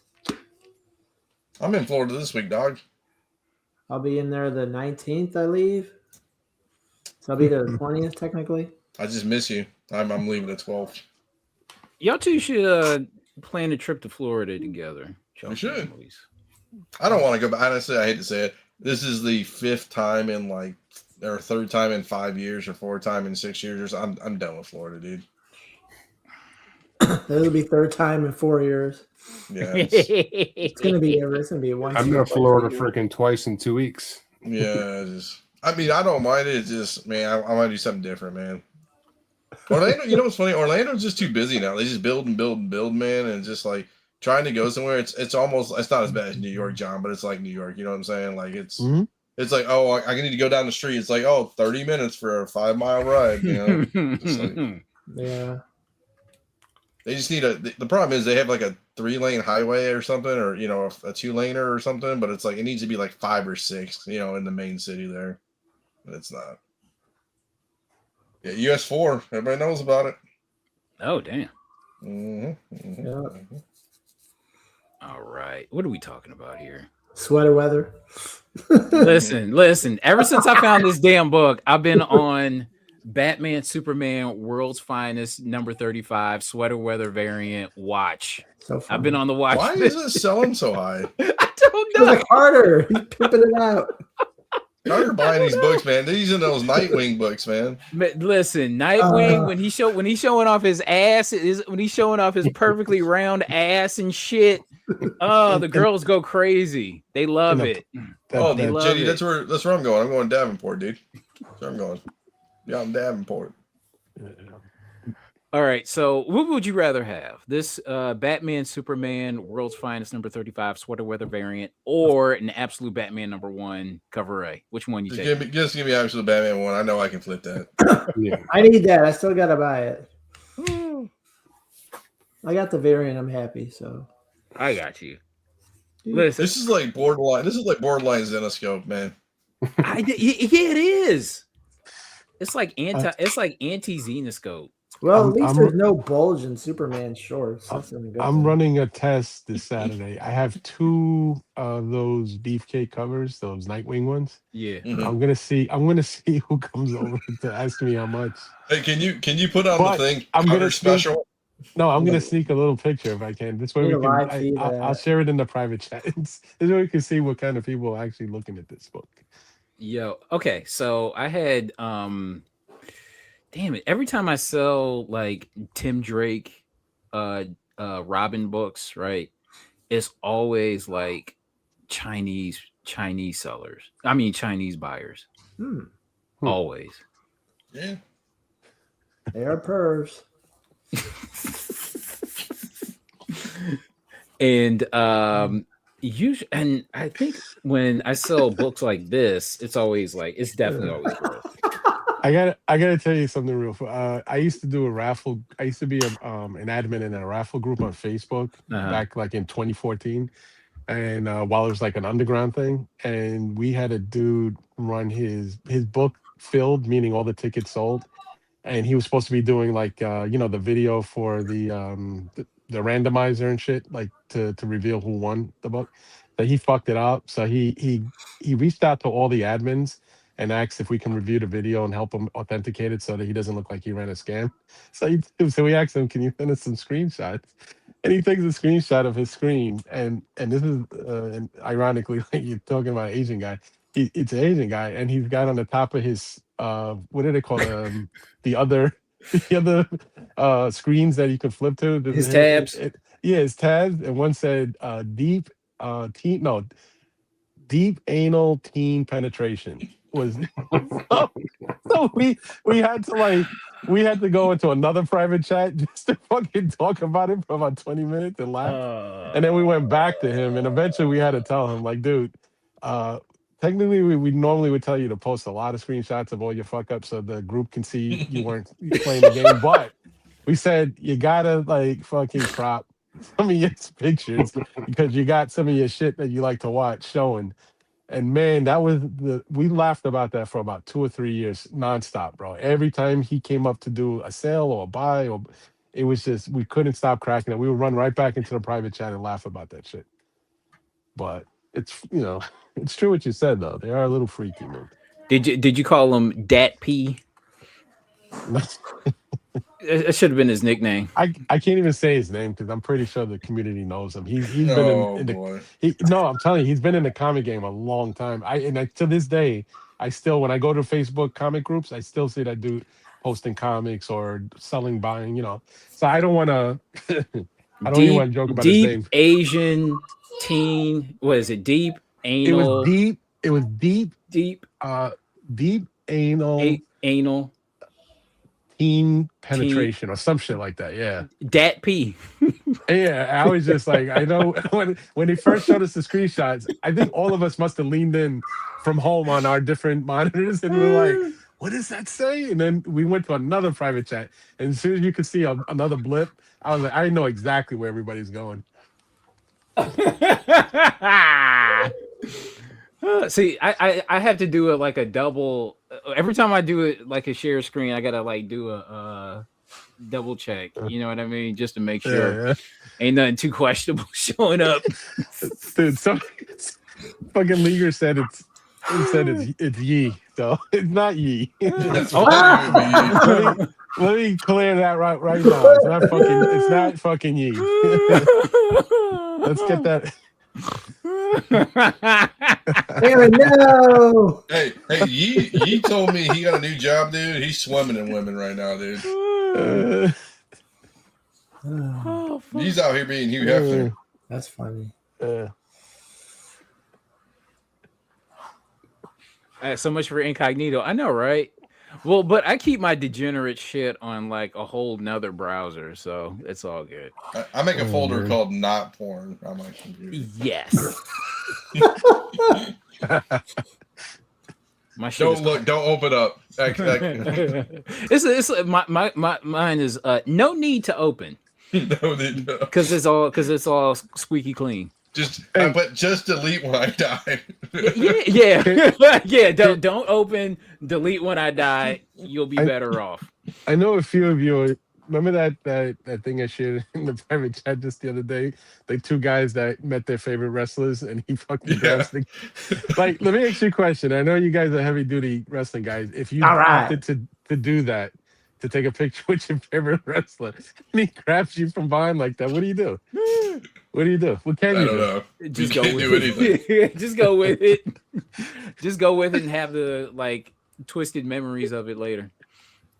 When I first saw that, my face was legit hurting from laughing because his friend, when his friend looked at him, his friend didn't even try to help him. He smiled and pulled away from the camera. I was like, oh man. Hey, we gotta talk about wrestling for a minute. What's up with your boy Penn Balor, dog? Balor, don't man. do it. Come on, dog. I tell you, oh shit. Dude, I just give him shit because Finn Balor is his boy. You're love- at the I hour and a love Finn half Balor. mark. We gotta keep going. I know. I was rooting for him, but I know you were. I was. All right. Naughty and Nice. I've never seen this book before. Have you ever noticed this? Yeah, this No. is these are these Bruce Timm like sketchbooks, whatever you want to call them. I mean, Okay. Mm. All right. So this is I guess what deluxe edition. So this thing sold for what $400? Okay. Oh wow. Okay. does he collect like all the? He has a few different Naughty Nights. Is there a spine? Is this like a thicker one? I know I got the I think this is a hardcover, like an not an omnibus, but it's a bigger. Yeah, I think this might be Big book. collecting. Yeah, look at the size of this thing. Oh. Yeah, Ew, okay. Yeah, it's a beautiful. book.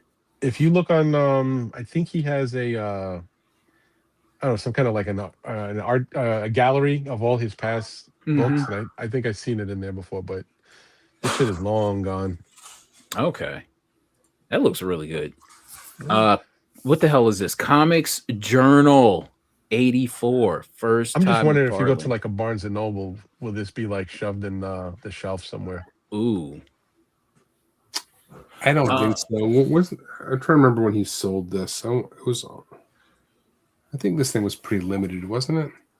I don't know. Nice books. I do not want to stop at no fucking Barnes and Noble, man. Damn it.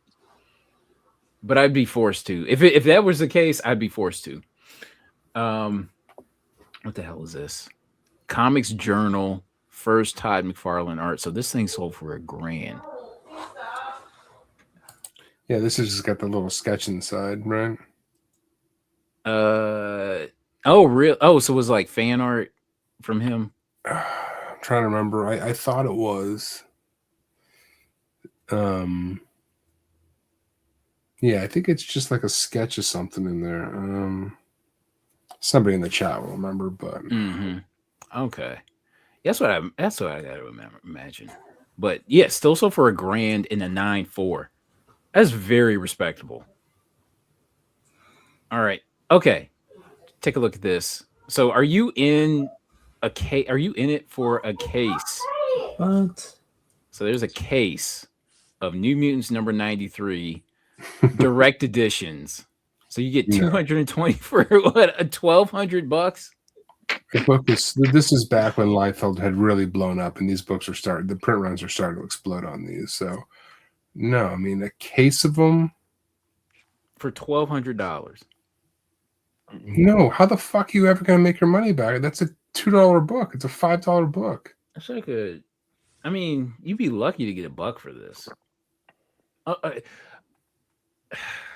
It's like, how do you even okay? So you're at a show. Do you just put this whole box out and just be like, okay, $5 a piece?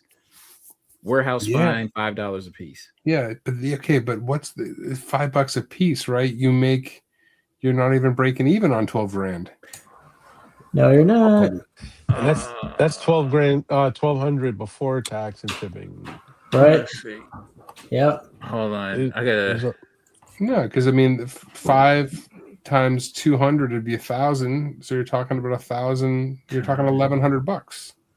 Yep. Oh, dude, yeah. Oh, crap. Never mind. Yeah, you ain't making your money back on this at all. No, you're not. Unless Jeez. a 9.8 gets some money and they think they're going to get a bunch of 9.8s out of this. We're gonna crank out 229.8s. There's not enough that much demand in the market for fucking this book. Well, that's what I'm saying. Even if you got 29.8s, like how much are they selling for? And is it worth the trouble and the wait? Absolutely not. That's a boneheaded purchase, unfortunately. I do not understand this purchase at all. That's that might be the worst purchase outside of me buying a bunch of scam Transformers. All right. I mean, back to that story. Okay. the only That thing, was why I hopped on. All right. I remember you had a story like maybe 8 years ago. About No, these. we're not doing that. I still want to know. We're what not that doing is. that. No, we're not doing that. Come on. We're not doing that. I've known you forever, and I still can't get that story out of you. Okay. Next is 2000. and you're still not going to get 2000. What the hell is this? 2,800 copper. Okay, yeah, 2800 copper from 1376, 11 bids. It looks like a bunch of 2,800 copper. Yes, you sell them for $1 a piece. Okay, you can make. I mean, that's a lot of work, but fucking hell. That's too much. I can't do it. Yeah. I can't do it. Next is I want to take a look at this listing, see if it was worth it. Uh-oh. Okay. Ooh, I see some romance. I Early love that X-Men. Hunter's book. Okay, so yeah. Early X-Men. I remember when this book was like ridiculously hot. Mm-hmm. I mean, Dazzler. everything looks like mid-grade. Ooh, early Spidey. You got this, which is okay. Spidey 23. Scooter.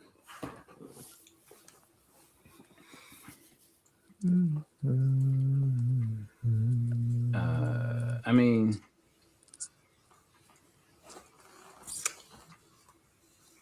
does this look worth $4,000?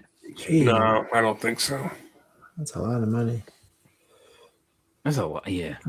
I mean, if you just look at the grades in the books, I mean, It's not just that. I haven't seen one key cover yet out of all those pictures you scanned through. Outside, okay, so I would say the best book would probably be the this. Steranko, the first. Yeah. no, but I mean, Guardians. the first Dazzler, the first Wolverine solo. I mean, those books all do a little bit. But I mean, you got these. There's- Look at these. These are gross. These are in really bad shape. Yeah. Awful shape. So bad buy. Okay. Bad bye. Next. All right. So speaking Nightwing. speaking of Nightwing, for whatever reason, a whole bunch of these sold this week. So this is Nightwing 110 Dan Mora variant. Nightwing 110 MORA. Okay. Spelling. So a bunch of these sold in like the $20 range. I mean, I know Dan Moore is hot, but maybe he's like getting changed inside or something. People go, I don't know what's going on, because I mean a whole bunch of these sold this week. Oh shit.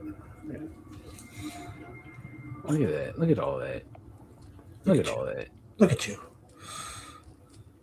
It's just a bunch of them. But yeah, I just thought that was interesting. Damn it. All right.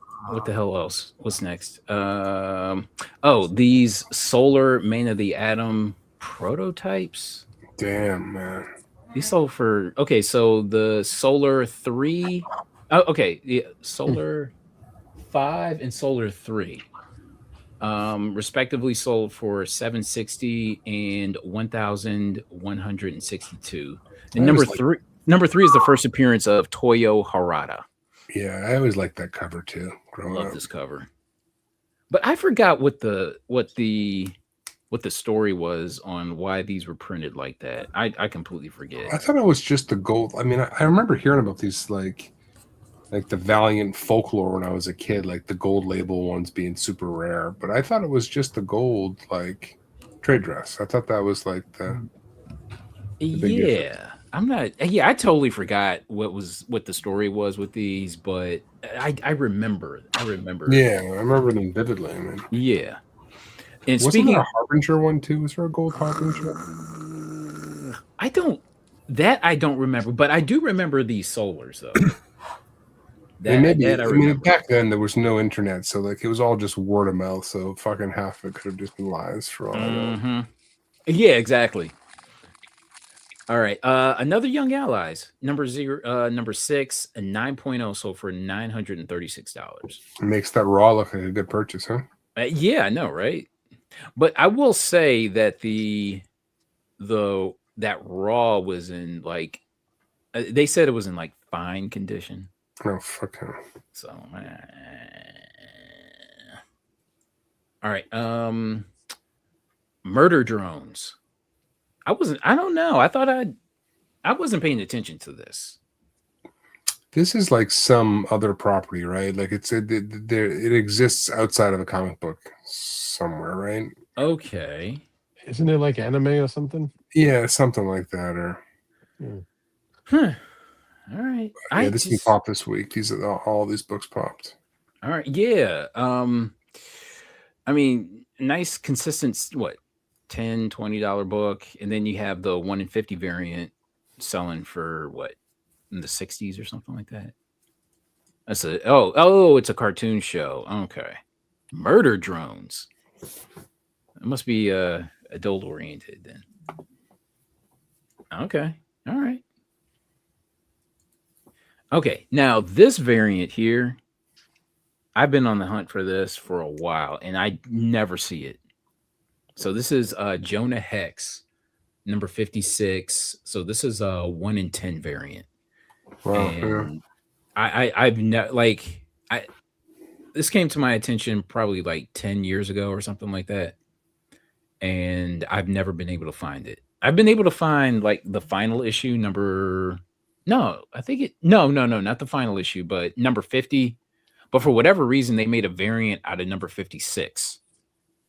And yeah, it doesn't go for a hell of a whole lot, but still for $40, I'm like, okay, it's respectable. It's a good looking cover too. Yeah, no, it's cool. I've never seen it. Yeah. And we have another horsey cover. So the Hedge Knight, number 1, Hildebrandt holofoil variant, and this sold for $94. Okay. All right. No more to say. Okay, so which one would you rather have? This Spawn 230 or let's see, Spawn 230 or let's see. The Case of New Mutants 93. or the comics journal. I would go with the Spawn. Okay. That stuff's so collectible, and yeah, those sketch covers are tough. They were only 1 in 25s, man. They were like, yeah, but these books weren't Spawn was not selling at this point. Even the cover A's on these go for really good money. But aren't you surprised though that that whole particular area of the run was all homages, and you would have thought though it would have. That's why he did them, to try to breathe some life back into the title, right? Oh, I have all of these, man, and I'm probably gonna just have to figure out what I'm gonna do with them, because I went really deep into all of these. I have all of them, and I have them in duplicates. I have the colors, the sketches, and I have the Mexicos, all of them. Yeah, no, the book wasn't selling. He did the homages to kind of drum up some interest, and they still weren't moving big numbers, Yeah. It's funny because I remember these sketch covers like during the time that they came out, and they were relatively popular. So I'm just like, why didn't I jump on these? You know what I mean? Yeah. And the other thing is that Spawn, there's a lot of holders. You know what I mean? Like, there's hardcore collectors, so the books get absorbed into collections and they don't come out, right? They're not being bought by a lot of flippers. They're just people who love Spawn. So. Mm-hmm. Oh yeah. All right. What are we talking about next? All right. What the hell is this? John Tar Returns. Now we've heard of John Tar, right? The little indie title from 1986. And John Tar Returns number 2 sold for $307 after 10 bids. So I think this might have come out in like 1990 or something like that. Have you guys ever heard of John Tar? You've heard of John Tar, right? Yeah. I don't know John Tar Returns. Okay, so the only thing on my comic shop is number 5, oddly enough. That's all you get. So you got John Tar from 86. Number 4 is impossible to find. And John Tar Returns. Oh, complete John Tar. Trade paperback. Huh. Okay. I've never. Okay. From 2023. Damn. John Tar. I couldn't even like. I have a copy of number one. I have no clue what the hell this book is about. No clue. But interesting indeed. All right. Zatanna, number 16, Adam Hughes, 9.8. So for $540. Very respectable. Very respectable, man. I like that.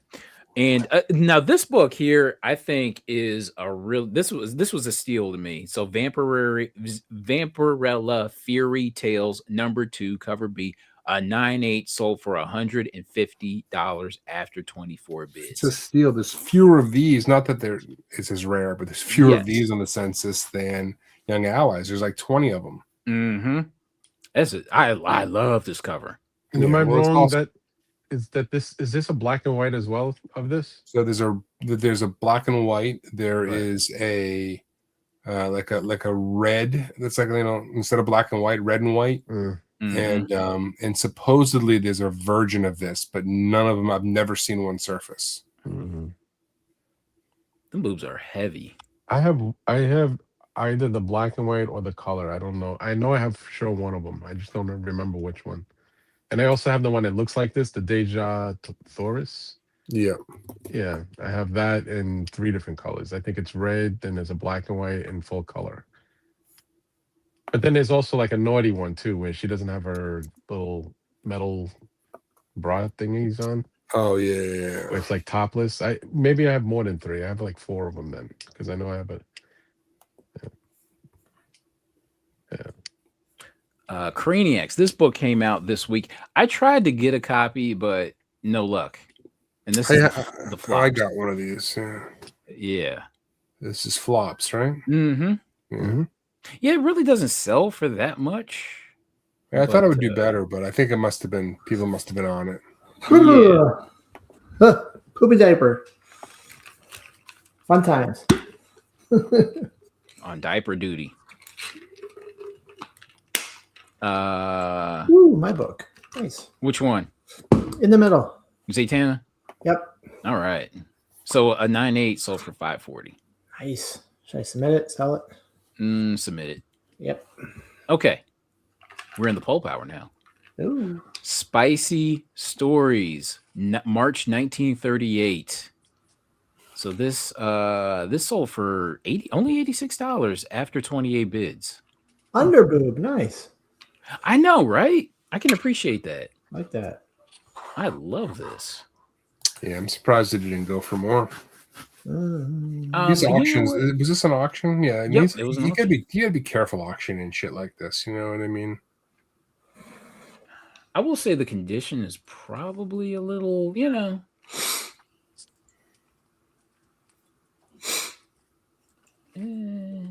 not terrible for a pulp, though. You know, yeah. this one has staples in it. 88 years old. God, look at that. Yeah. What issue was it? What issue was that? March 1938. Issue. This looks good though. Yeah. 1938. Shit. All right. Thrilling detective strangulation cover. Look at that. Got her. This is 1935. So this is Man. what, 91 years ago? That's awesome. This is such a good cover. Let's see. All right. What the hell is this?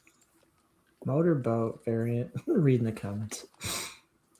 Wow, look at that. You can see the pressure. Dude, my Man. like the pressure in my head is just like I'm feeling this. Man, the indent in the line. Wow, that's good artwork though. Yeah. It's a chord. He's serious about it. He got her too, boy. She is lucky homeboy is stepping in. Look at that. This is a good cover. How much does this thing sell for? Nothing. $150. I know that's nothing. Buy it now. Okay. Crazy. And we have the obligatory lady torture cover. Sinister. You know what? I've never heard of Sinister Stories. I've definitely seen this one before. Okay. All right. Do I have this? Sinister Stories, It's 1940. a great cover. Oh my gosh. This thing is, Evil. look at that. Just pouring hot lava all over these naked bodies and shit. Just for no reason, too. Just to Making do it. lady soup. These guys are just angry, man. They're just angry dudes. I don't Look know at that. why. Women were so subservient back then. What are they mad about? Eh. Imagine them living today. What we got to deal with? I don't know. They had a better disposition Mhm. back in the day, and you look just torturing them. Now they stone cold. now everybody's saving them. Now they stone cold bitches. Got with lady soup. All right. What is this? Detective. What is this? Story magazine. Okay, Detective Story Magazine, 1931. Oh. Listen, the earlier the better. So this sold for $35 after That's 6 it, days. man. I would have bought that for $35. What I appreciate, let's see if I can show you this. I just like the cop coming out, and she has to show some shoulder too. You know what I'm saying? She can't be like fully. She can't be fully dressed. You know what I mean? She got to show a little shoulder. I like this. She's feeling guilty about something. She did something. Great colors on this. Yeah, shoulder. I would have. If I saw this for $30, I'd be all over it. Okay, so Ben, you're not coming to the Pulp show in Pittsburgh. Oh man, I wish I could get there, man. I'm gonna try to get out to one. Yeah, when is it coming out? It's coming up in like, I want to say like July-ish. oh, it's July. Okay. Let's see. I thought it was sooner. July. Maybe I can work with it. Let's see. Pulp Fest, right? Yeah, let's see. Pulp Fest, July 30th through August 2nd. Okay. All right. I mean that is doable. That is doable. Okay. Well, we're planting the seeds, everybody. We're planting the seeds. Okay. Making them grow. All right. Yes, sir. All right. Let me chew on that one. Hell yeah. That's what's up. Here you do. All right. Fantastic Adventures.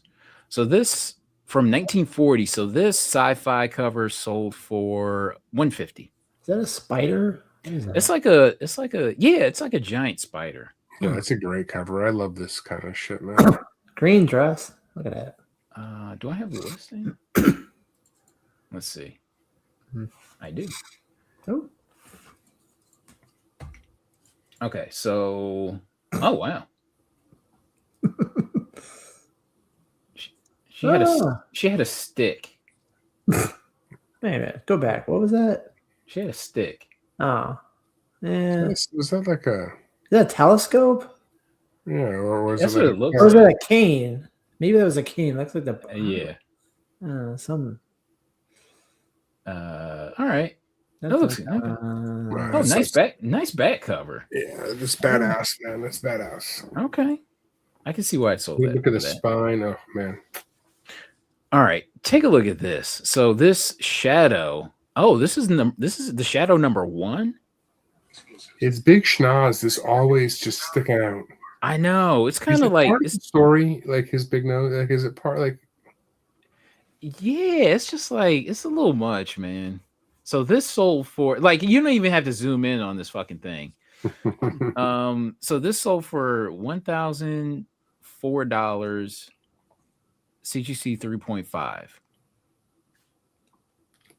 It's a good sale, man. Okay.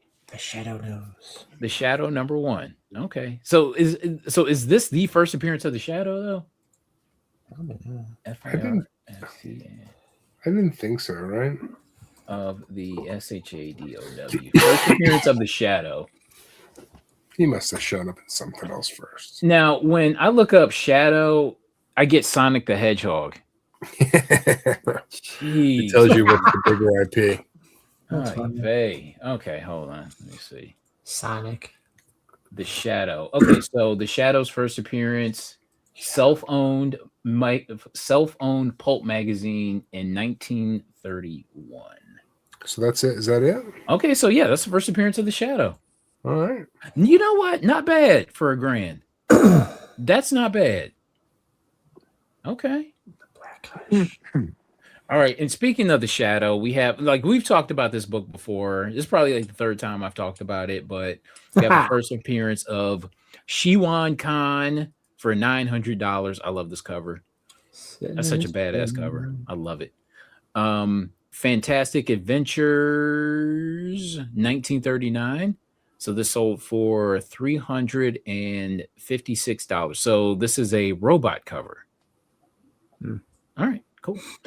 Amazing Stories 1952 CGC 4.0. So this sold for $259. I like this because you got the chick throwing the guy into like the whatever the hell this is, and his chest is getting zapped. Look at that. Oh, jeez. Oh, God. Here we go with this bullshit. Uh-oh. Where did it go? All right. There you go. Oh, look at those.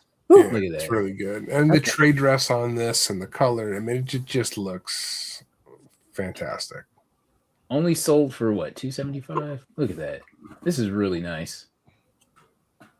And he got himself a little peek before he died, too. Oh, yeah, he did. Good for him. I'm happy for him. He went out smiling. Yeah, got him a little taste. All right, so these are from the same seller. These just sold tonight. Okay, we've got bedtime. All of these are bedtime stories.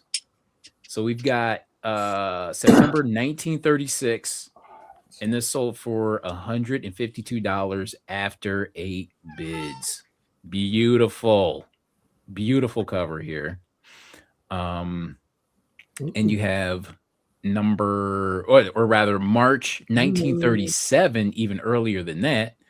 And this sold for $135. Do I have it? Okay, here we go. Sold for $135. Nice composition. Nice colors too. I appreciate that. Yeah, I can see why these things went for that. Oh, she got like nice little dimples and shit. Okay. Ooh. Bedtime stories. It's smut. This was the Xenoscope of its time. Yes, it was.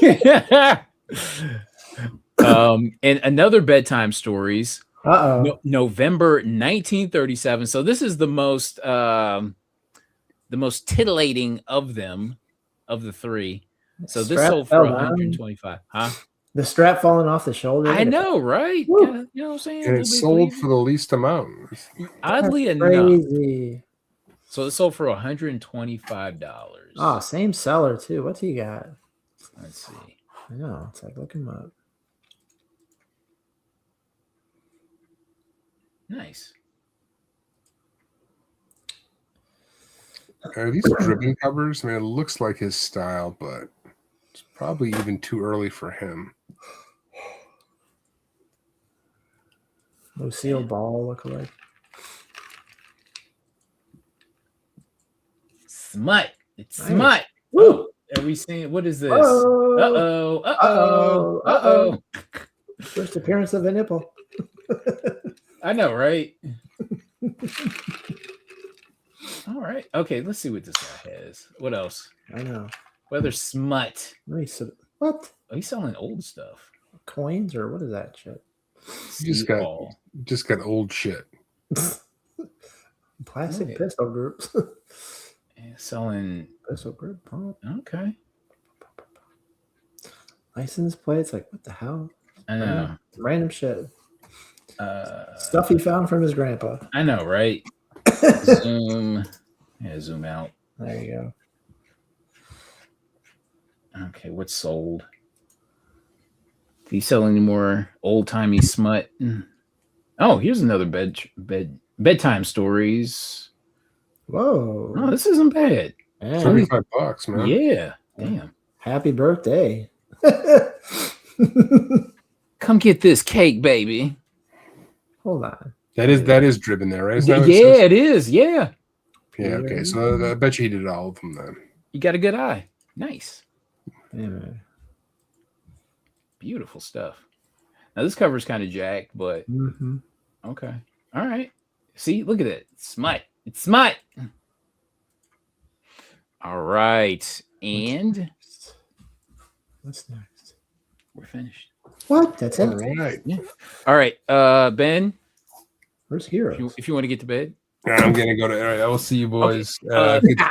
Thursday.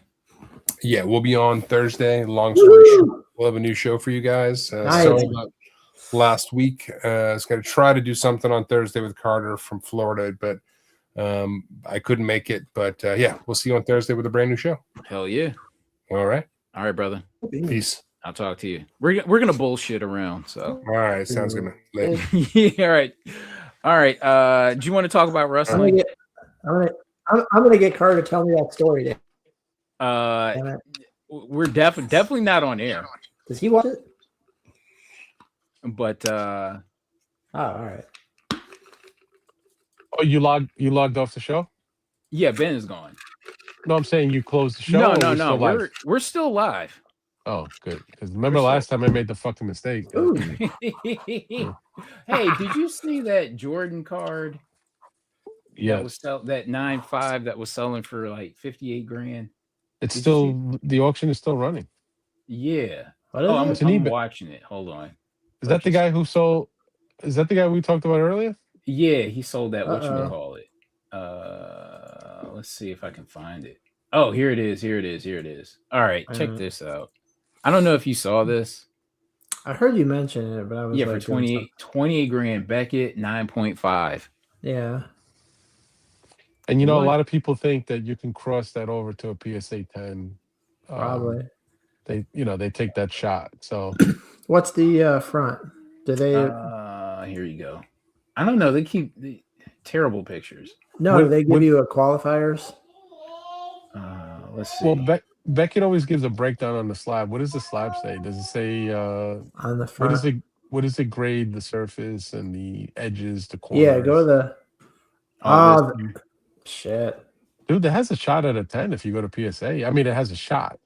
I mean, it should be because The all scary- nine the fives is the same thing. The scary part is if it doesn't get a 10 and it goes, let's say, to a 9, or let's say even worse, an 8.5, and then now you'd say, well, let me see if I can get back to Beckett at a 9.5.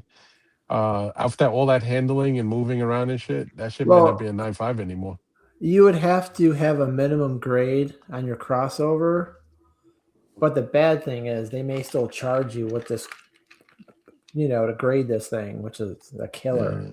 I think I'm just gonna leave it in there. I like that 9.5 gold label. I would leave it. It's like 4.95s. I would leave it. Mm. Yeah, I wouldn't mess with it. Yo, before we start talking about cards, because I already know where this is going, I'm just gonna show these books real quick. Okay. I picked up just a few books. My LCS always, like I told you, always gets really good shit. And he knows what I like. So I grabbed one of these, and I know this is not a thing anymore, but I always like having this cover. Yeah. And I grabbed this so I can get it signed by Claremont, and I'm gonna get a nice bright green signature on that when I do get it, and then I'll sell it. And then I got this cover, which always talks to me when I get it. Or I think I have about 4 of these now. Yeah. But it's such a fucking dark cover. I love It's that. something about it. Yeah. So I grabbed that. I grabbed a nice newsstand of Cyberforce #1, a high grade copy. So these little newsstand image books from back then are always really cool. And then I grabbed, now this is really fun, this one here.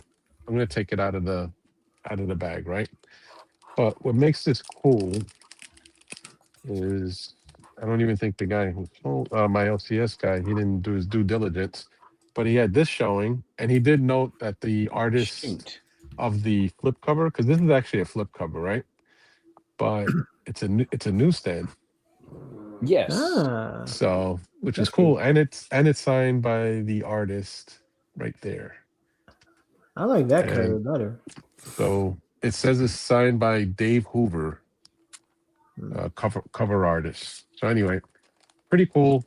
Really great cover, flip cover, signed, and a newsstand. And then I'm gonna see Stephen Platt. I think he's at MegaCon, so I'm gonna have him sign this. My LCS had this. This is a and I used to buy these shits back when they first dropped. I never saw this cover before. So this is Fighting America.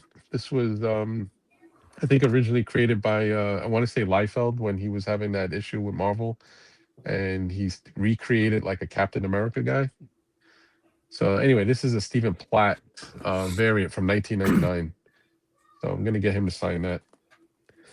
I don't even know if they're on eBay. I didn't even check. But and then I got this numbered to 500, limited to 500, signed by Tony Caputo and Joe Kazarowski.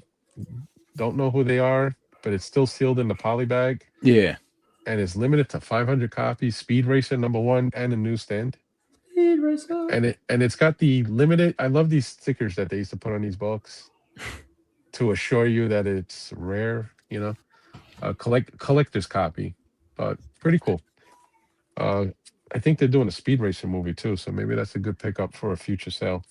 And then I got this Spider Girl number 83. This is after she converted to the symbiote or looking costume.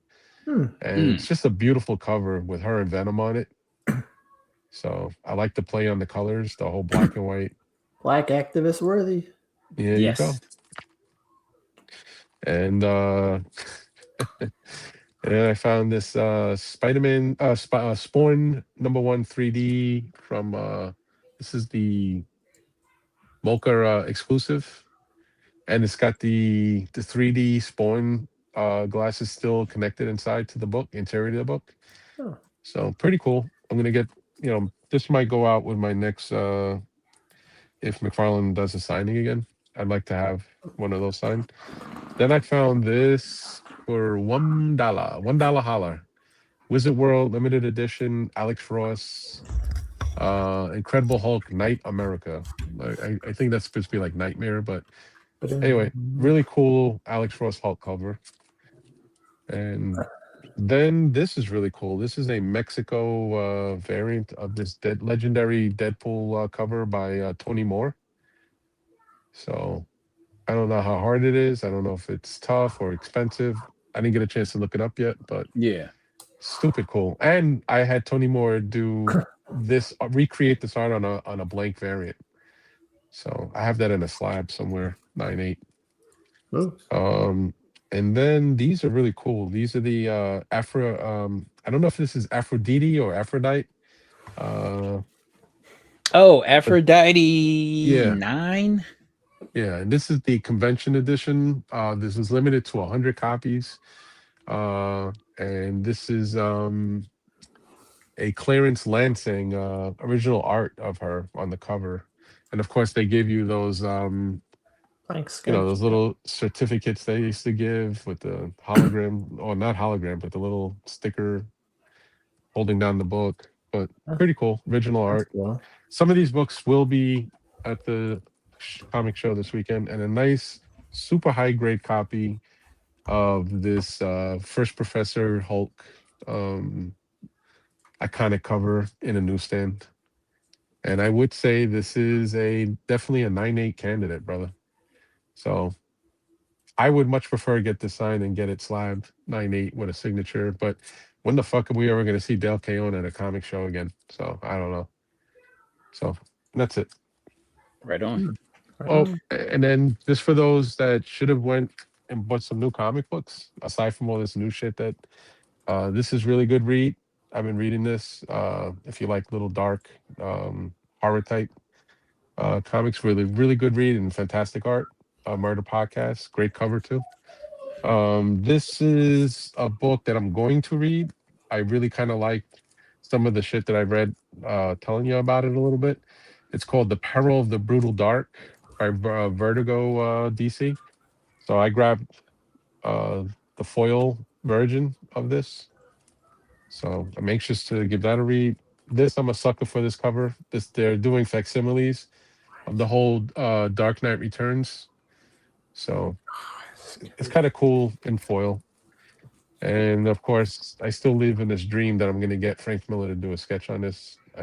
Who, who Oh knows? my gosh. I grabbed this. This was a really amazing cover, and it's actually a pretty good read so far. Martian Manhunter. I really not really a big DC guy, but the Absolute series are pretty. They're kind of hitting on all cylinders right now, but give Martian Manhunter a read. It's pretty damn good, man. It's What is probably that even. about? It's the Martian Manhunter.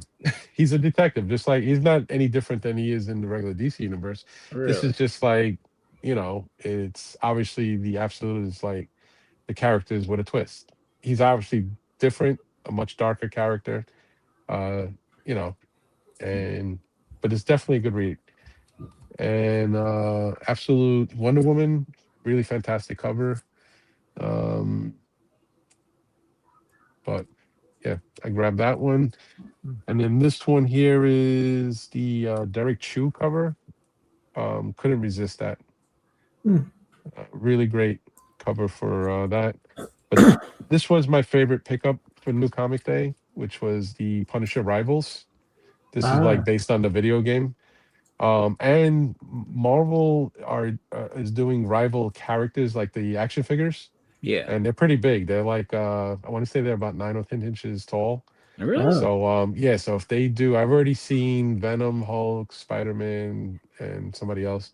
But if they do this, I'm definitely gonna buy like a case of these. I love this. First of all, Punisher is one of my favorite characters, but I love this rendition the way he's drawn here, and I love that they brought back the original skull on the chest, and he's got it also painted on his face from the game.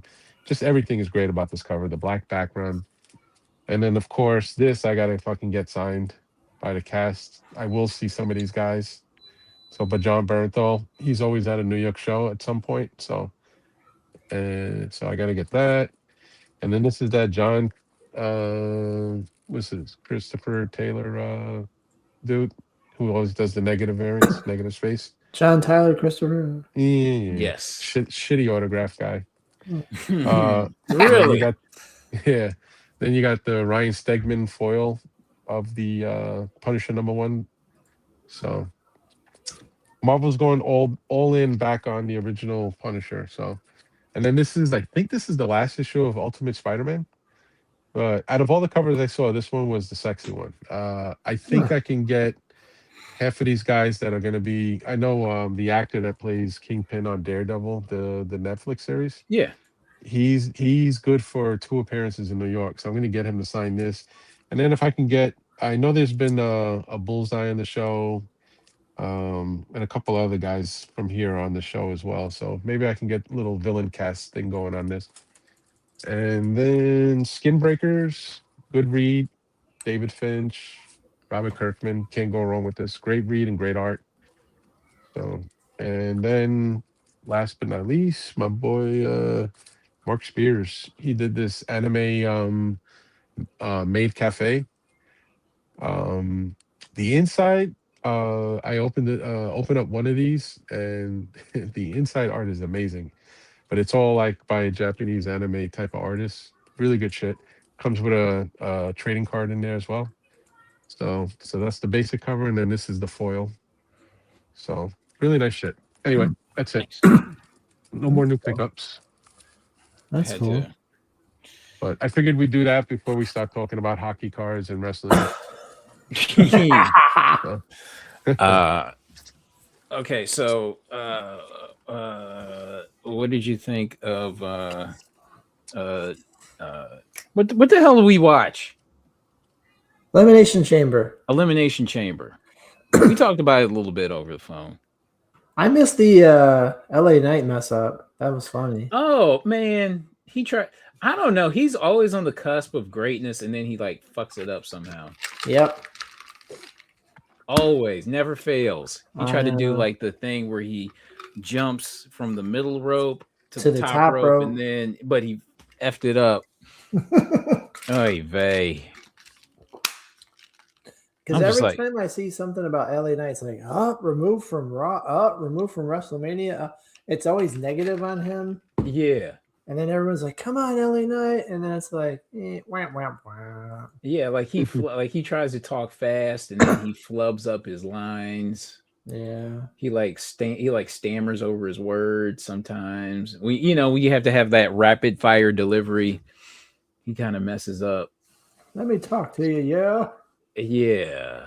And real quick to the entire few people that are still listening, this Saturday in New Jersey, Woodbridge Township, King Kong Comic Show. It's I think going into the 6th or 7th year. Every year from year one has been fucking great, and it just keeps getting bigger and better. There's going to be if you go to the site and look at who the guest appearances are going to be, artists and all that shit. Going to be a lot of good artists. There's some. So if you're there for signatures and stuff, and the whole place is just filled with just really really super great dealers from New Jersey, New York, Connecticut, from out of state. So it's going to be a really big show, 10 a.m. to 4 p.m. on Saturday, March 7th, King Ooh. Kong Comic Show. You can look them up on Instagram, or you can, I'll make a post tonight after I finish on this.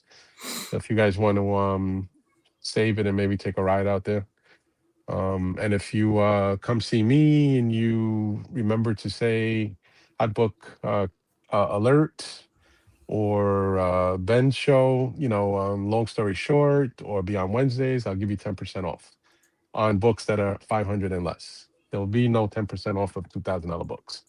So, but anyway, that's it. There you go. Yes, sir.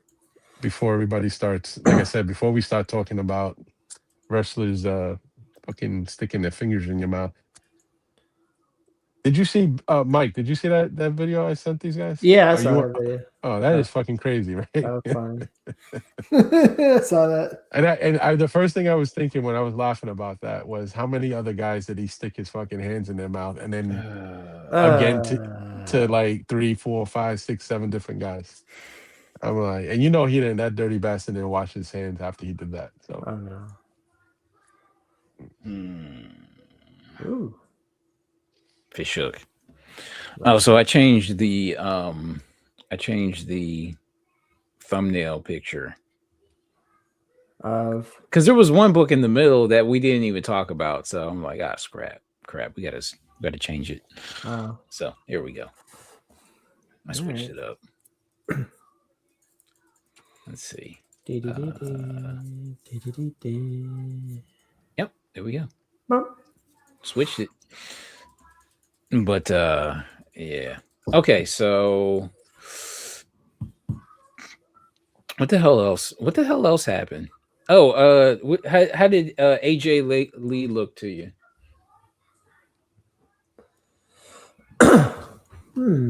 As expected for not being in the ring for so long. Mm-hmm.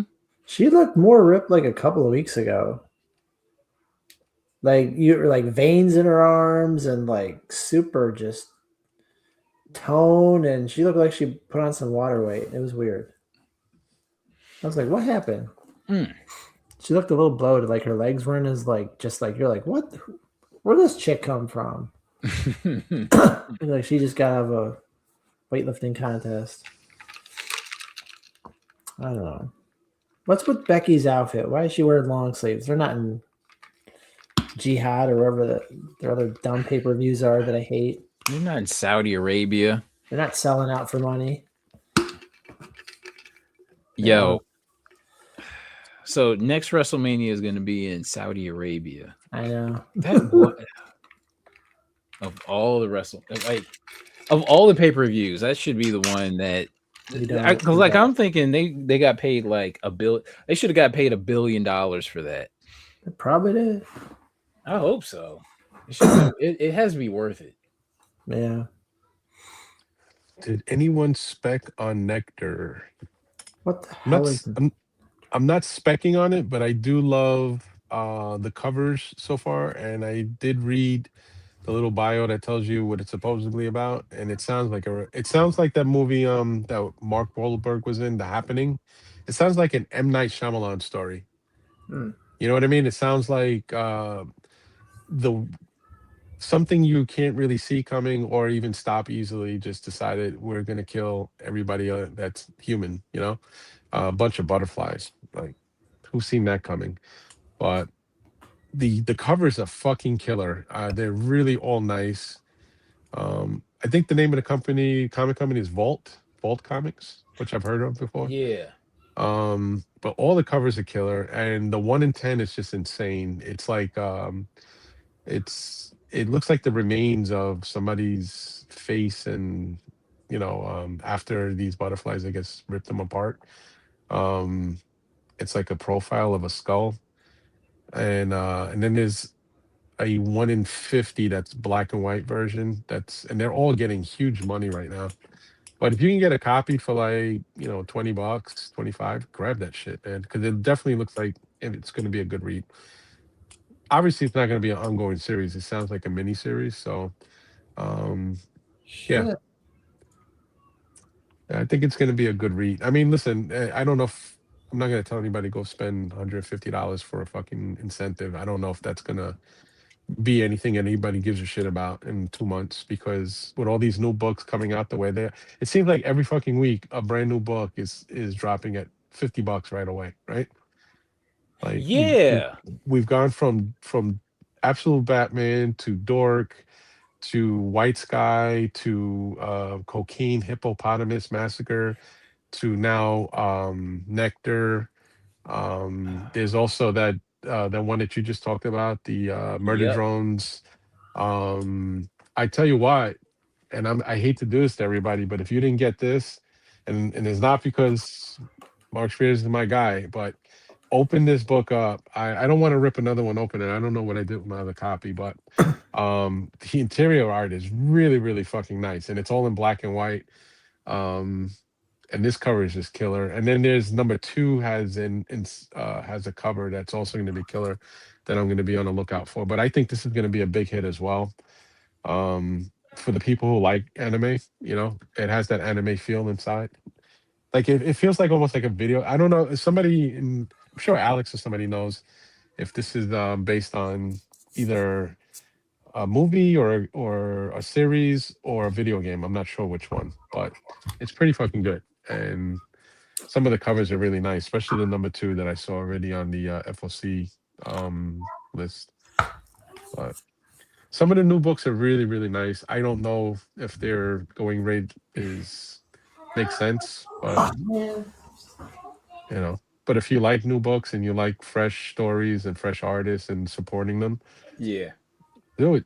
Fucking buy it. Just do it. Do within what you can afford to lose, because I really don't think, let's say out of 10 of them that are gonna go right away with that $50 to $100 range, I say maybe 2 of them are gonna be something somebody gives a shit about, more than 2 months from now. Like, I really think, as much as Dork is really cool, that guy Brett Bean has been doing comics for quite some time, and like he's been doing, was it I Hate Fairyland with Scotty Young. That's who's bigger than Scotty Young as far as doing covers and all that shit. His own particular Hey. series is not. Good.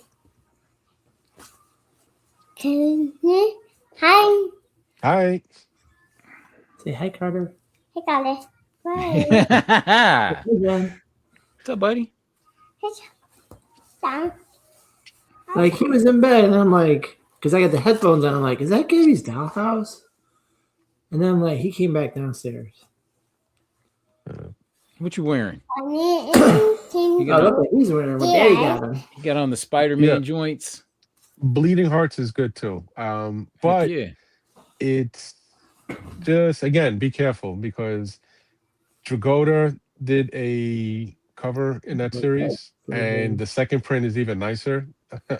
It's going to get a little pricey, that book, because of course Dragoda is red hot right now with the Absolute Batman, so anything he does is going to be good. I think Bleeding Hearts is a really good read if you like zombie stories, and there's some comedy twist to it. The interior art is pretty cool.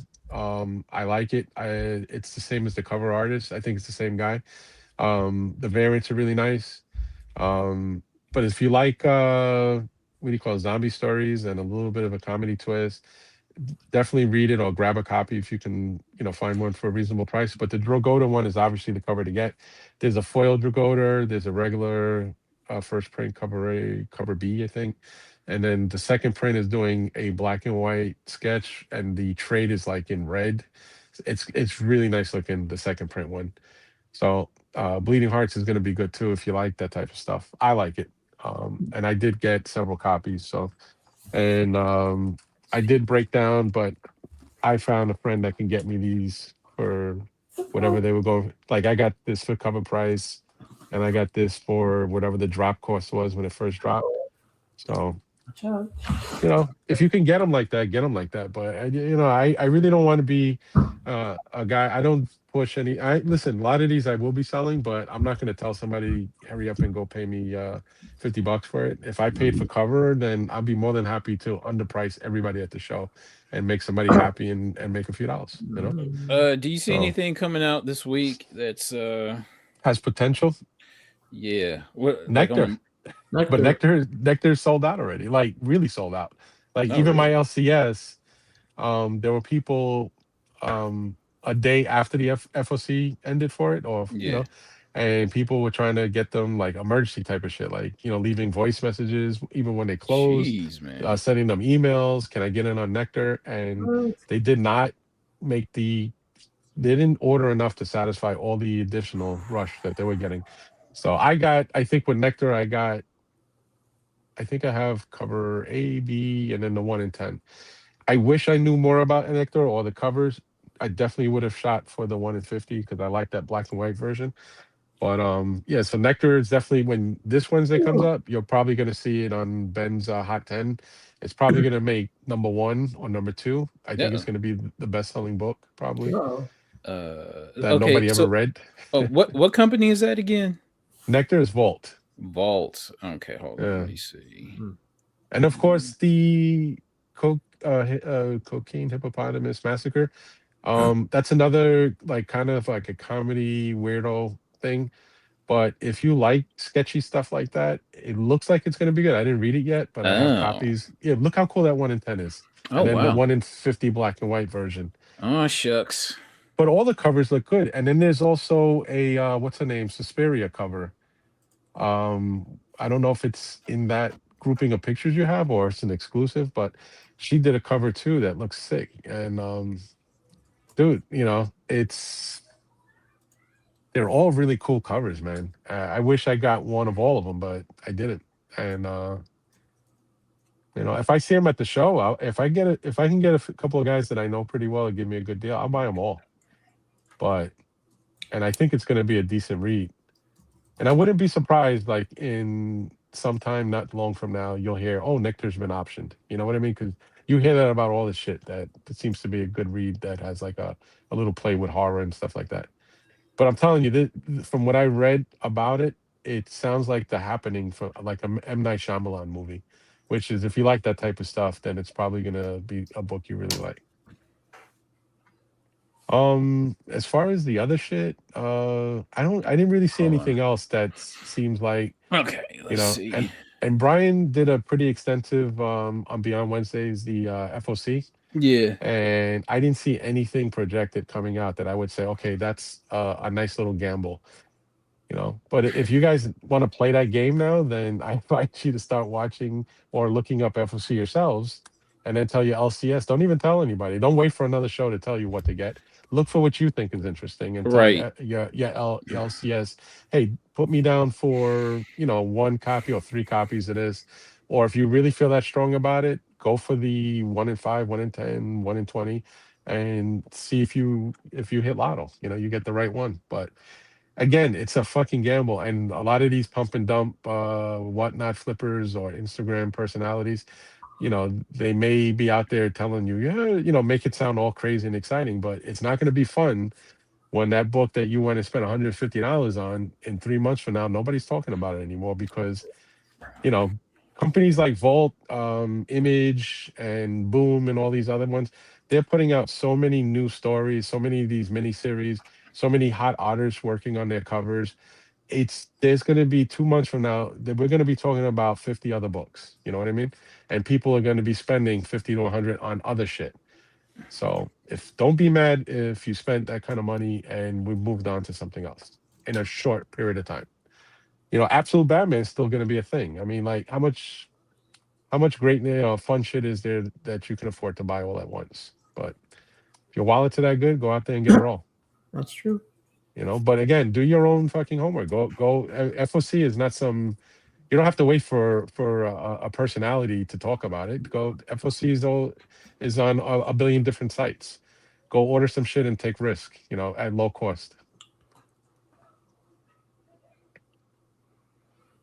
Or do like Carter and wait till you can find it for $1 at your local honey hole.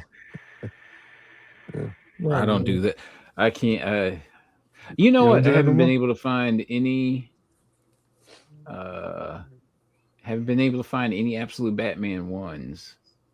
Like my last hope of it kind of dried up. So I'm out. I'm out. I'm going to tell everybody a little cheat code, and I think everybody has one in their local neighborhoods. Go to the GameStop type of places, the gamer stores, and they do get comic books in there. Sometimes they buy like used video games, and they do buy comics, man. And I've heard people finding Monsters #1 cover A, 2-3 copies in a gamer store. In a short comic box that it's someplace in the corner of the store nobody gives a shit about, and they paid cover price or below cover price for them. So try those places. You'll probably find some of these type of books in there for $2 a piece. So I'm just saying, I've heard people say that. Whether those stories are true or not, I don't know why you would make it up, but I'm pretty sure we all have some kind of a GameStop or video game store that has stuff like that. So, is there anything from Image that looks like anything? There's one that a bunch of Image firsts. It must be a slow week for him. I think I can. What's his name? What did he send me? Somebody sent me. Got it on my watch list.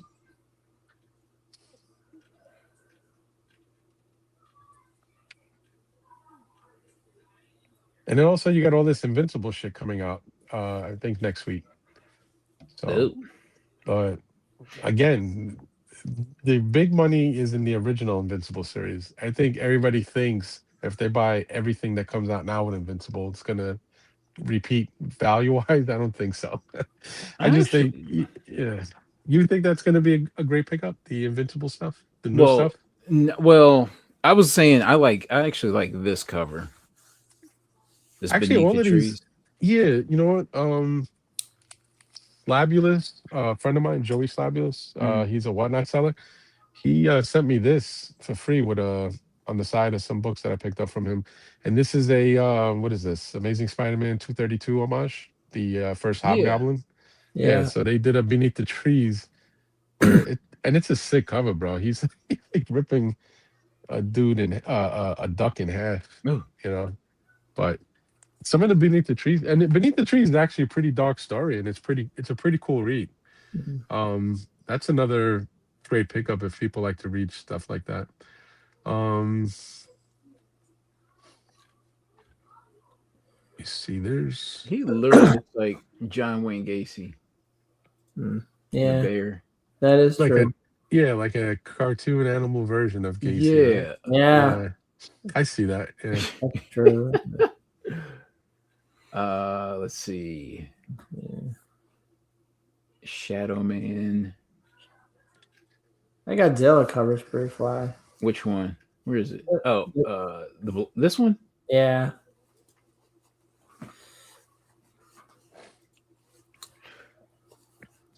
Yeah, it looks good. Because I just watched Godzilla over the weekend. Which movie? They had a thing from a couple of years ago called Shin Godzilla from Japan. Mm-hmm. Yeah, I saw that. That's good. There was like a modern day remake of the original. It was a good take on it. It was neat. Yep. Yeah. I enjoyed it. Yeah, somebody sent me a book to look out for. Jesus, that 1 in 50 Nectar #1, that black and white profile picture of the skull. Uh-huh. It's got 33 bids with 3 days left, 2 days and 19 hours left. With it's at $255. So there you go. What are we doing? Like I said, I know it's a good read. I know it's got great art, but I really don't think anybody's gonna give a shit about that. Just like look what happened with Pop Kill, right? Remember the first like 3 covers that came out? Everybody, Pop Kill was like every fucking week or every few weeks we were talking about Pop Kill. You know, all of the different artists that were into it. Suspiria, was it J. Scott Campbell? Just there were just a plethora of just great artists doing great covers, exclusives. But have you heard about Pop Kill in the past month or so? I'm not saying that. Listen, if you like it, you like it. But I just think it's weird when people are bidding insane amount of money and then it just dissipates. Nobody cares anymore. Like this is a smoking hot cover. This is from Fuck. This is the Fuck Fairyland variant, and it's the Garbage Pail Kids variant. But dude, this is like I I had to get this, and then if I get a few more, I'll get a few more. I cover, which I can. But this is great. The Exquisite Corpse is another one that's fairly new. These are the 1 per stores, but in which they have like the foil trade, and I think this is issue 10. So I've got all 10 1 per stores. You know, #1 is going for like $350 right now. The 1 per store. The other thing is really good. It's not about spec. It's just what I like. Is I know she goes by a different name now, but this is the Malice character. Was her name Malice in the original Sue Storm, where she freaks out and becomes like a dark evil version of herself, like the Phoenix. Yeah, so they call her something different now, but I love her when they throw on covers. I don't care if it's Scotty Young or whoever's drawing her, but this is like an exceptional one. This is all foil. You know, it's just a really sick, demented cover of her. But and then this is fucking this called to me. Like this movie messes with my mind every time I watch it. Smile. And the covers, they even mess with my mind if I stare at it too long. But I'm not, like I read it and it's not really I would say from 1 to 10, 10 being best, it's a 4.5 in reading. Like it's really not that great of a read. Because you know what it is? It's too predictable. It's exactly like the movie. So you're like even reading it, like exactly where the story's going. And that's why I didn't like it. Not because it's a bad write, but and then the foil version or whatever this is, blank or is pretty cool, you know. But that's it. I'm buying what the fuck I like. I'm not following anybody's lead, Yeah. I didn't finish the second movie. I only started it, and then I was like, Sometimes it's a little hard to watch. Yeah. Watching people, fucking kill themselves. It's like it's pretty. You got to be pretty sick in the head to enjoy that. But, yeah. But like even this crap. I'm not collecting Boss Battle KO, but this is badass. We were just talking about Beneath the Trees, and then you got 2 of the sickest motherfuckers in comics on the cover, like hugging each other and trying to off each other without making it look innocent. But I bought like 4 of these because I love these covers. This cover. But you know the old saying, if you buy what you like, you're never gonna be upset with your purchase, regardless of the value. So that's right. But what if you don't want nothing, don't nobody else want? And then of course, if you didn't do your due diligence and dig in the boxes and grab all of these, this is one of these new characters now that is hitting big. I picked that up a couple weeks ago. Yeah. And this was killer. Little Mark Spears Joker trading card cover.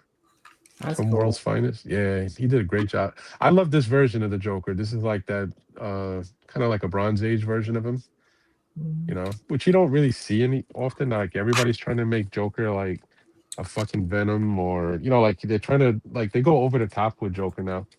They try to make him like a supernatural. Like no matter what rendition they put out of him, he's always some kind of supernatural version of you know. And then of course this was big too when it first came out. Cul-de-sac. Weren't these the guys that did the slab with the stake going through it, right? And this is by what is that place called? Bad Idea Comics. It's good read, great horror, awesome artwork, awesome art, interior art. But nobody gives a shit anymore. So That. yes.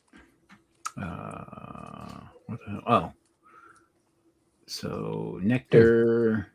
30 Days and Nights is back.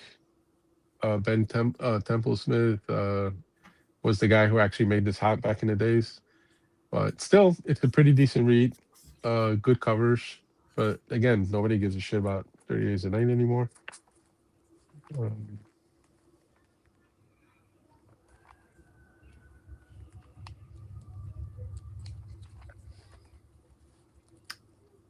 Anything else here What's that?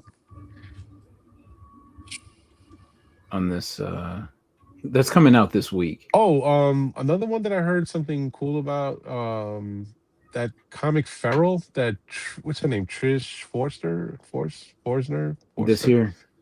Yeah, but the new one that's coming out, she's doing a silent issue. And the one that you want to watch is they did an homage to the G.I. Joe, I think it's 21, the silent geez. issue. Yeah, they did a Feral homage to that issue.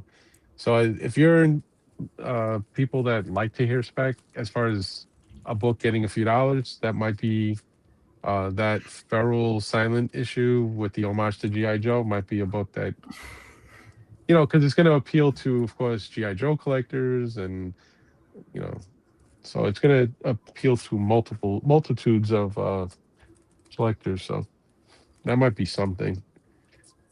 Plus, that I think that that Feral thing, it's got like the Stray Dogs following because it's the same crew that did Stray Dogs. So what about this Narco here? It's a #1. I don't know anything about it. Okay. I didn't read like this little thing about it, which is what I try to do. I try to see if it's something that if I read it and like it, then who gives a shit if it goes up in value. But I don't know anything about it. But right now, as far as drugs go, I'm sticking with Hippopotamus Cocaine Massacre. What the fuck? Fine.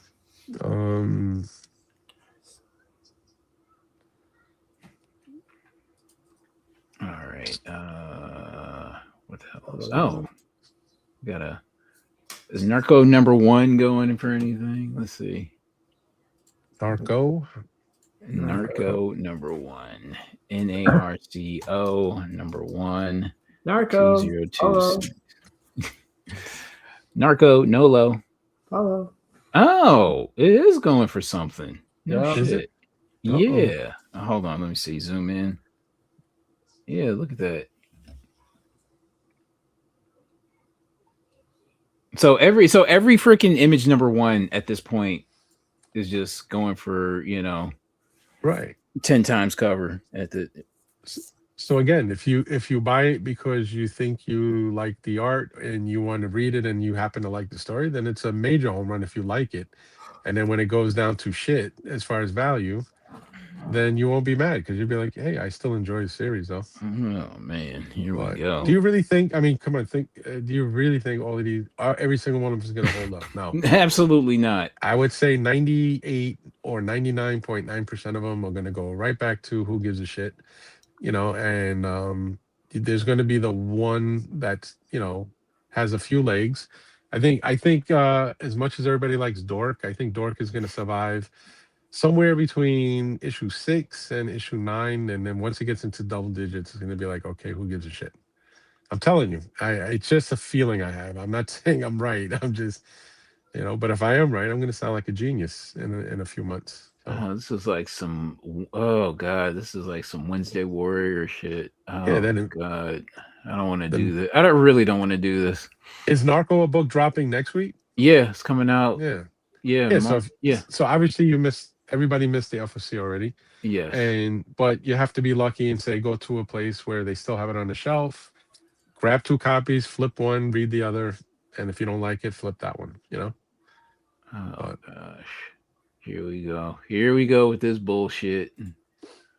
this is bullshit. Oh man, every image number one from here on out for the for like the foreseeable future. Ugh. Stay away from the goofy shit. Just buy the really cool. It's all FOMO from here. Buy an Aaron Okay. Judge rookie card. Cult of the Lamb.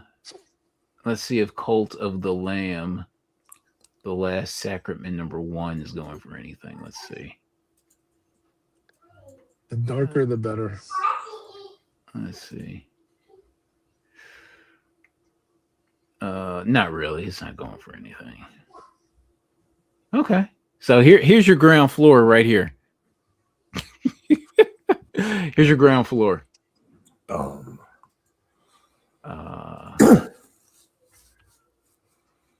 Cruel Universe 2, number 8. I actually like this cover.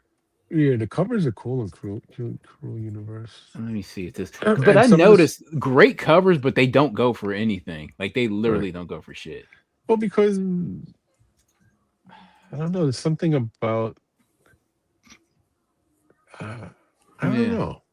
It just they're fun to if they're not cheap. I think the cover price on them aren't they like I think the incentives are like they start at like $9.99 and go up. Yeah. And then the basic cover I think is like either $5.99 or $6.99. And you get, like I said, you get like 3 to 5 legit horror stories inside each issue because I've actually read a few of them and they're pretty cool.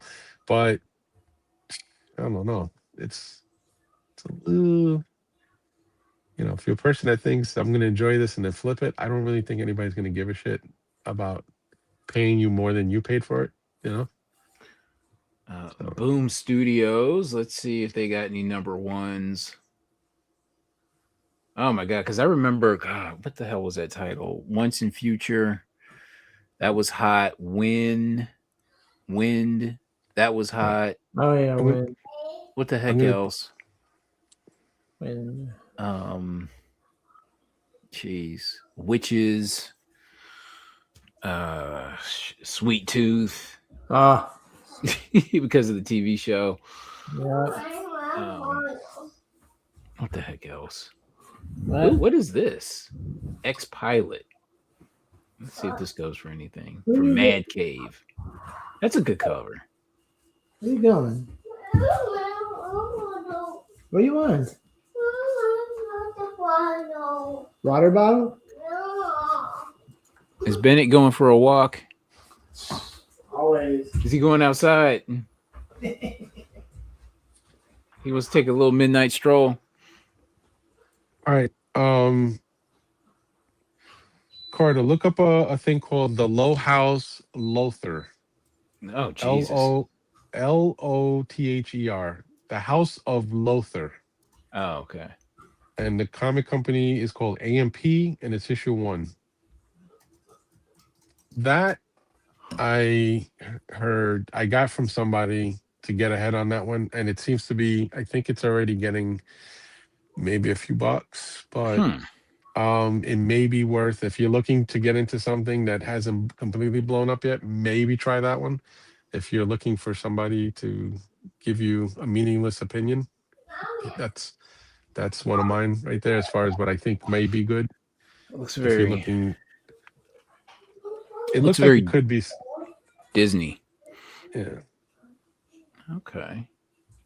But somebody else told me to give it a shot, like maybe get ahead of the curve, and I'm just like, if it's on the shelf and it's there, right? Because I get 25% off of my for my LCS on everything, so I'll definitely grab 1 or 2 covers, and see what happens. But I'm not gonna go all in on that because. So I haven't really heard any talk about it, but like I said, the guy who suggested it to me, he's pretty good at some of his spec. So who knows? This is an interesting one. But if you can find it near cover, you know, that leather bound is really cool. And That's it's signed. interesting. That's not a Yeah. bad price, right? $32 for a Yeah. signed copy. But again, like it could be completely nothing, and you go out there and pay $30, Mhm. $32, and then what are you gonna do with that? You can bring it to a comic Yeah. show, put it on a wall, put it on your table. And somebody's gonna be like, I don't know what it is. And if you want to try to get your money back, you got to put it up for what, $50 after you spend 32 plus shipping. I don't know. This exploit doesn't look bad. Good looking cover. Matter of fact, I'll rip one of these open so that everybody can kind of see what I was talking about earlier. Where is it?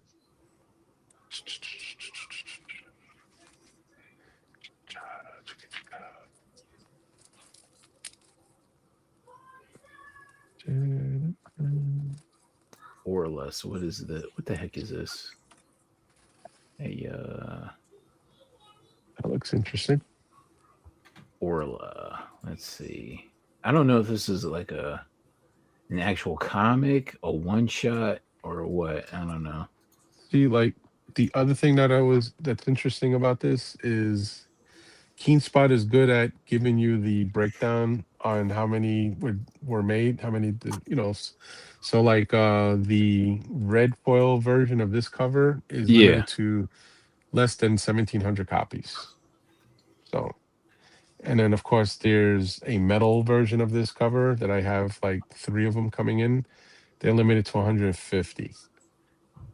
So, and then they got a couple of blanks that are limited to 500, which means they'll be like $60 blanks in about 2 months. But let me rip one open so I can show everybody. Here we go. Where did Mike go? Putting his son to bed? Probably. Hmm. The 1 in 50 nectar. Okay. Look at this. This is it's got like that bad idea interior paper, which is almost like old school comic paper from like Yeah. the 60s and 70s. Yep. And it's all in black and white. And it's got that hardcore anime art. And there was a particular panel that was kind of violent because she's actually killing people with like a chainsaw. And when I got to it, I was on the other book, but she's freaking out. Like she talks to her fucking chainsaw. It's hanging up in her locker. You could see her getting, having dark spells and then and then she's got this panel here that's crazy. But like I said, it looks like an interesting read. I didn't read it yet, but I like the interior art. I kind of like the feeling of it. I like the old school paper. It makes me feel like I'm reading a comic from 40 years ago. And I like that it's extremely limited, you know. And like I said, and that's cover 2 right there. That's the cover I was talking about. That seems like it's going to be a good hit. Oh, I love, Leatherface. yeah, it's like that Leatherface homage there. But and then I love this fucking advertisement. I'm a sucker for advertisement. This is like when we were talking about what was that Captain America #1 in the old timely book I was looking at, and then you open it up and there's like, there you go, you got somebody advertising Captain America #1's coming out next month. Yeah. So, well, I mean, this is already out, but this is the Mark Spears Monsters #1 metal cover. They're just using it for advertisement because it's already up to issue 8 already passed, so issue 9 is coming Yeah. out next month. But it's just a cool advertisement. Like I like to see shit like that in there, especially a book that I love. But it's definitely worth checking out. It looks like it's going to be a fun read for little psycho girls in maid uniforms cutting people up with a chainsaw. Okay.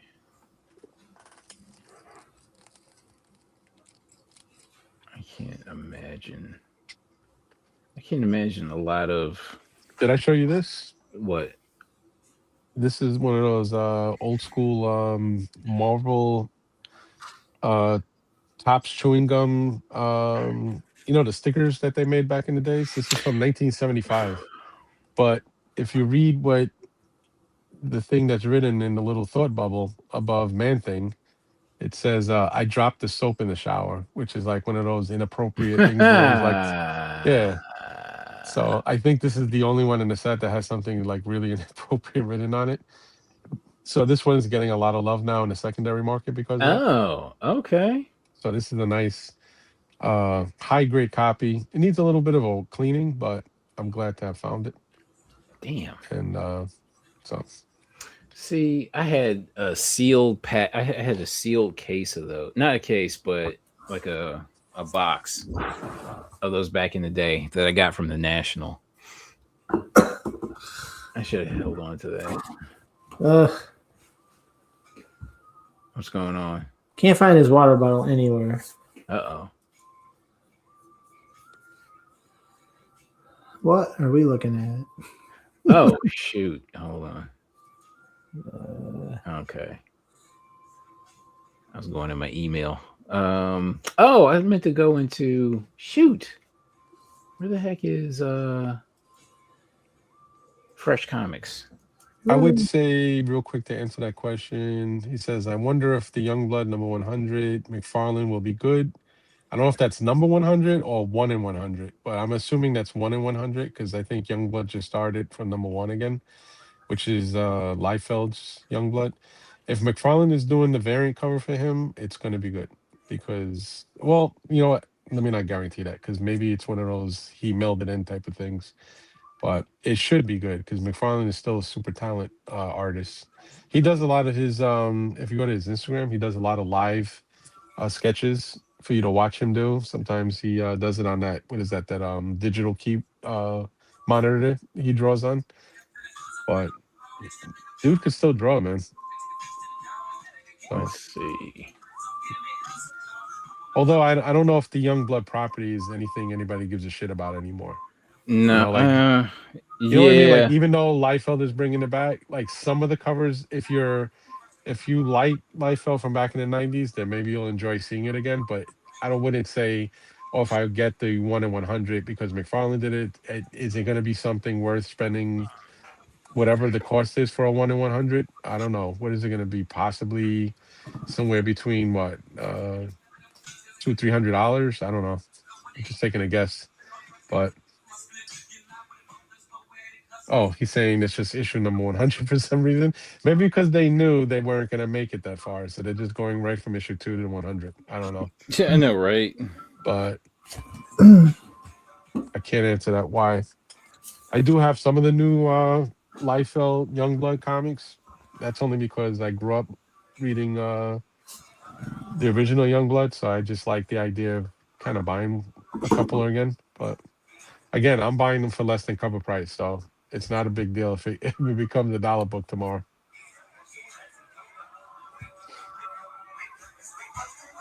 Okay.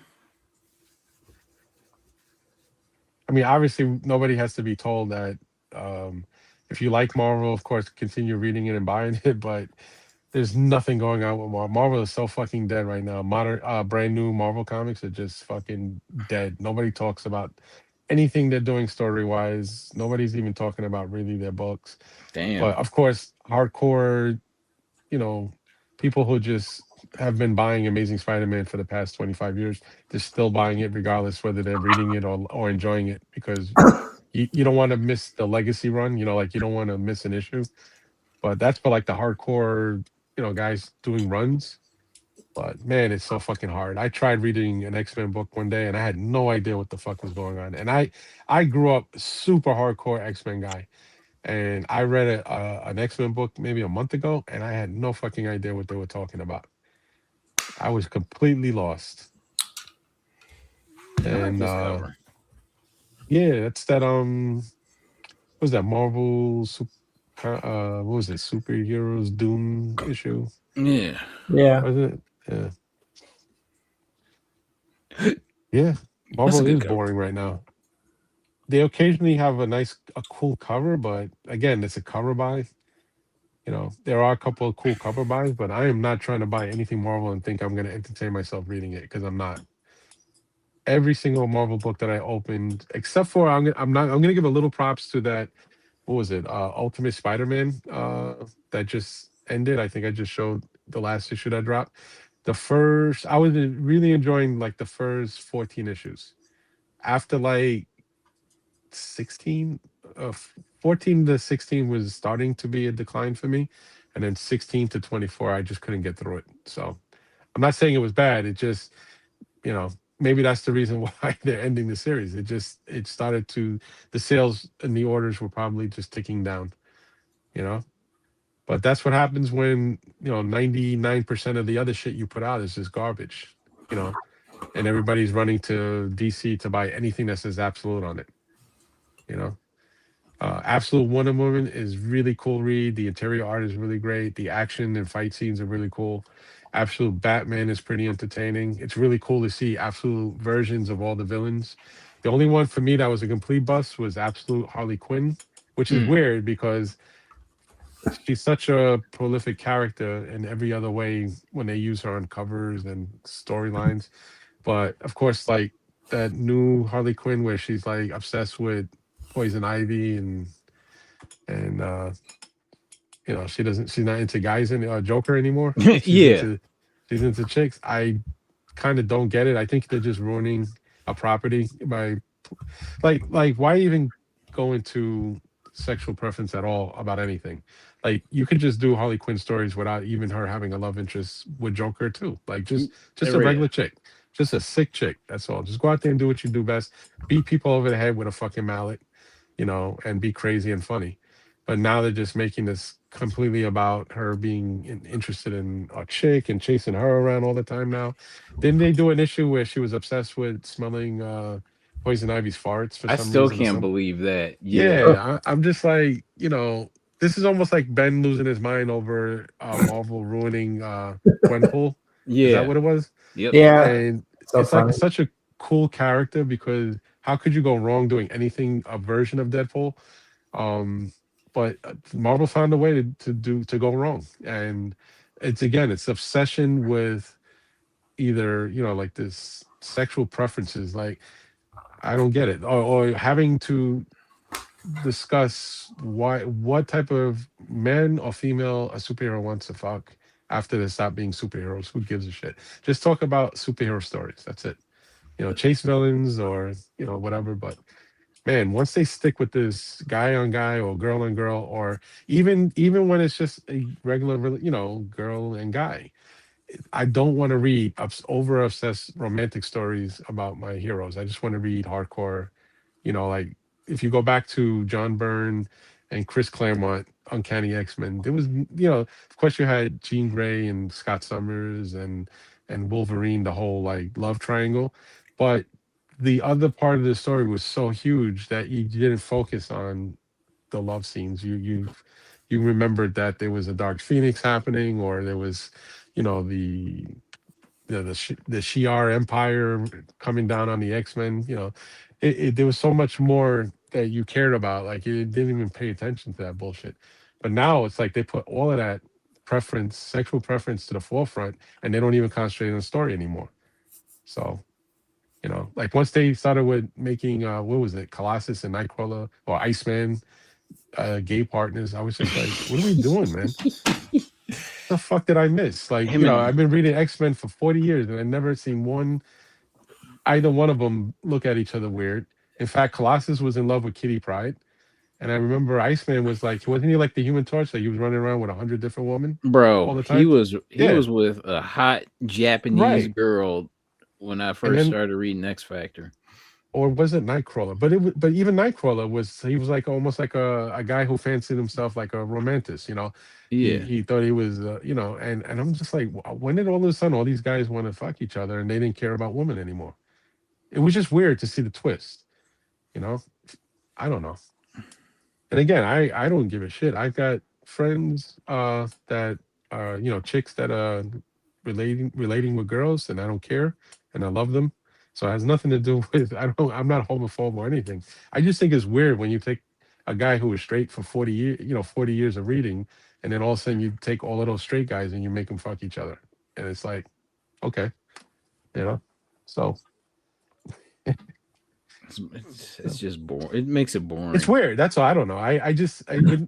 You don't when you're reading Marvel, there's no more, and then they keep going back to the same dumb shit. I don't want to read about uh everything is doomed now. Like I get it. He's gonna be in the movie, but it doesn't mean that, like everything in Marvel is going right back to this. Doom is the guy that we're all gonna, he's become like the Thanos, like the ultimate end game for everything Marvel. And I do something different. Write something and you know.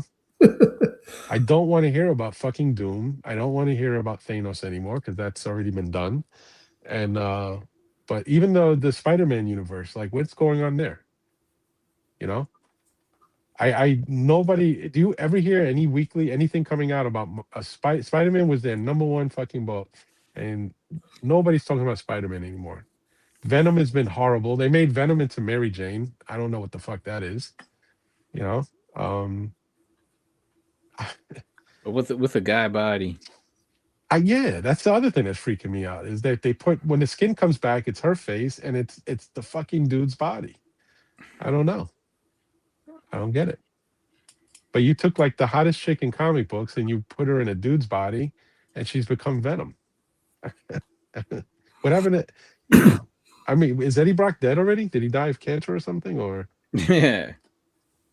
wasn't he sick like that? Didn't he have something where it was killing him, eating him up alive inside, and then I think didn't the son take over the skin for a while, or the symbiote went to his son, and then because I stopped reading for a long time, and then all of a sudden one day I see a Venom book with Mary Jane's face on the Venom body, and I was just like, okay, what happened? And Peter Parker's not Spider-Man anymore, right? I Isn't could've somebody sworn. else? Yeah, is he still Spider-Man? He was. I don't know. Yeah. Didn't Well, him and didn't Norman are friends. yeah, but didn't somebody do a swap or something where they became Uh, Spider-Man and he's not or some shit? I don't know. I'm behind. I'm only on issue 6, and they're on 23. I'm so And then you behind. got Miles Morales, who's used to be one of the biggest properties, and then I don't hear any talk about Miles. You got people constantly talking about, well, wait till they do a movie, dude. The movie is going to be good. The books are still going to be shit because whoever's writing and editing these books and stuff, they're just horrible right now. Marvel is just imploding from the inside. You know, it's just absolutely horrible. It's unreadable. I don't even try to spend money on it anymore. The only thing I'm thankful that came back is the Punisher. They started the Punisher from #1, and they brought back old school Punisher with the skull on the chest and the old school black uniform with the white boots. It's kind of cool. It's a little old school, but it's the only thing that I bought where I'm looking forward to actually kind of reading it. But all this other Whatever. shit, Miles and Spider-Man and X-Men, all of it is just fucking. I don't blame people not buying it anymore, and I wouldn't be mad if Marvel went under. Or maybe they need to learn a lesson. Maybe they need to understand that everybody that's doing this shit for the past few years, fire them all and rehire, or go out there and search new talent. Like, how the fuck is Vault and Image and all these companies coming out with better stuff, better artists, better writers than Marvel? I did hear a lot of it has to do is Marvel and DC don't pay shit. They don't pay shit. All the big names in the industry is saying I make more money at a Comic-Con sitting there doing commission artwork than I do from the company that's actually supposed to pay me for a livelihood. That sucks, right? Can you imagine it? If you think you're like a Rob Liefeld type of guy or a J. Scott Campbell, you make more money doing exclusives, your own exclusives, or setting up at a comic show, signing books, or doing a commission art piece for somebody than you do at your real job drawing comics for a legit, multi-$100 million, hundreds of $1 million company. That doesn't even make sense, but you know.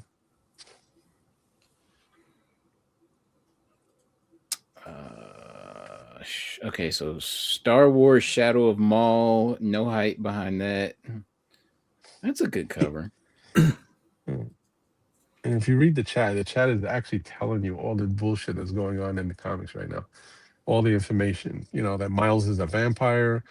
What else? Spider-Man and the ones. Siege.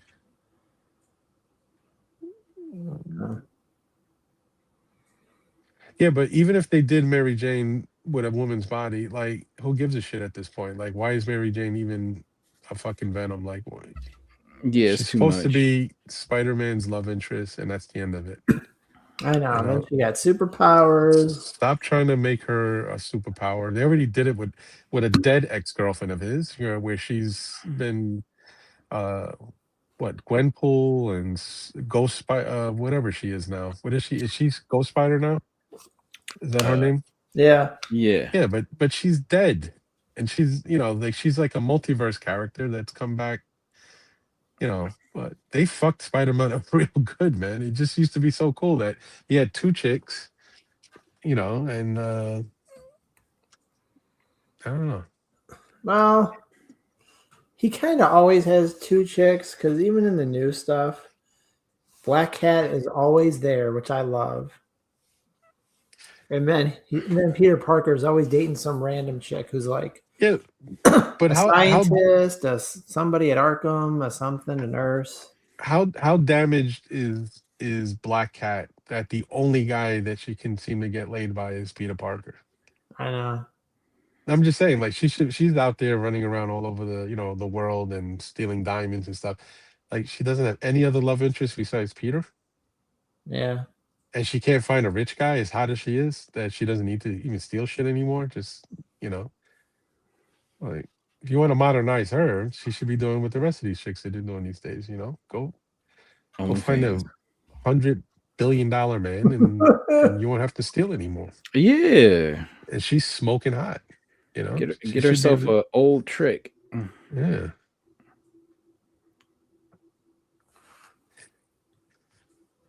Oh. Let's see. I think this cover. Valiant Beyond Tales of Shadow Man, number 6. Let's see if this goes for anything. Fresh comic. Oh, and the other thing too is I'm sick and tired of seeing everything is Godzilla versus. Like, Godzilla's not even fighting legit monsters anymore. He's fighting superheroes, and he's in every fucking book that you can imagine, except for his own. Like, I don't understand how could you read a book of a Godzilla character fighting anybody that's not another creature his size? Yeah. Where does that story go? I mean, the only person I could think that can really fuck with Godzilla at all is a Superman type guy who's legit, if he's crazy enough, is just gonna fly, punch a hole right through his chest and rip his heart out. Right. But then, of course, if you watch some of the movies, Godzilla has a healing factor 1 billion times faster and stronger than a Wolverine. So, right? Didn't they have one of those movies where he's in the water going after one of these fucking military boats, and they drop like these mines in the water and they blew half his face off, but then he regenerates. When I saw that, I was like, okay, you can't kill Godzilla anymore. I mean, the guy literally born in nuclear waste. I mean, so how could he die? But yeah, Godzilla versus the Smurfs, Godzilla versus Doctor Doom. Remember Peter and Silk? Yes, I do. And Silk was smoking hot. I like that. I like that they started to bring in new Vegene into his stories. But where's Silk? Where does she go? Is she dead? Is she alive? I don't know. I don't read it anymore, so I wouldn't know. Hulk versus Godzilla is stupid. As strong as Hulk is, what the fuck is he gonna do to something that big?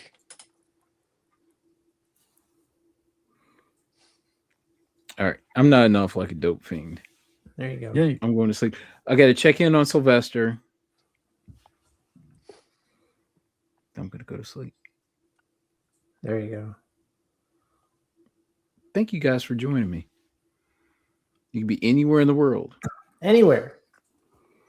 But you're BSing with us about comics. 71 are in chat.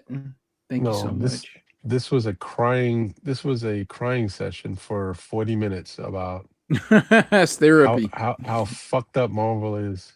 Yeah, man. Jeez. Which I think nobody needed to hear that. They all knew that already. That was just Everybody knew that. That's typical. That's the talk you're gonna hear when you walk into an LCS. You know, if you're standing there long enough and just talk, you're gonna automatically once you mention Marvel, that's all you're gonna hear for the next 20 minutes. Is ranting about how fucked up it is. Anyway, good luck with your new comic and your FOCs and your hope to find the next $100 book for cover. It's out there. Man. Oh yeah. And I hope to see some of you guys at the upcoming comic shows. I'm going to MegaCon, so I'll be out there at MegaCon with all the guys from Beyond Wednesdays and Spears and all those guys. So are you going to be at MegaCon? Huh? Mike, are you going to be in the Orlando area at that time? Yeah. Really? I mean, I'll be like south. I'll be like an hour and a half at least south. I'll be in Cape Coral, which is 30 minutes south of Fort Myers Airport. Well, it'll be a drive. See if you can work something out. Shit. Yeah. It's my first time going to MegaCon, so I told you after I retired, I have like I don't have a bucket list, but I am going to try to make an effort to go to all the cons that somebody said is worth going to. So it'll be MegaCon will be my first time. I still have never been to C2E2. I'm going to C2E2 at some point. I like to go to what's the one in Baltimore called? Baltimore Comic-Con, right? Is it? It's just Baltimore Comic-Con? Yep. Okay. And then I've never been to San Diego Comic-Con. Obviously, I'm not going. Most people told me if you think it's going to be about like you're going there really for books. I hear weird stories that it's just not really a comic show Comic-Con. Yeah. But I still have to go. I still have to do the walkthrough and at least get my own experience. I know, so right? One day, maybe next year, not this year, because this is too much going on. I can't be running around to the West Coast. Especially as all fucked up it is right now too. I don't know. I know, right? Yeah, but but yeah, I'm gonna try to get to a lot of Comic Cons that I've always just heard they're really great, but I got to get to them now. So anyway, I hope to see you guys at MegaCon or King Con in New Jersey next week. And of course, I got to check out that one that you were talking about. Maybe next year, the Pulp thing in Pittsburgh. Yeah. When is that one happening? July 30th. Oh, July 30th. Yeah. In August to August 2nd. And we got the Pittsburgh Comic Show, PITTSBURH. Are you set up at that, or are you just going there? No, I'm setting up. No, I'm talking about the Pulp thing. No. I'm just going to go. March 22nd. But you're set up at Pittsburgh. Yeah. You see, there's another place I've never been to. So, like, obviously, I can get to that, and I think Dino hangs out there with you too, right? He sets up with you. Yeah.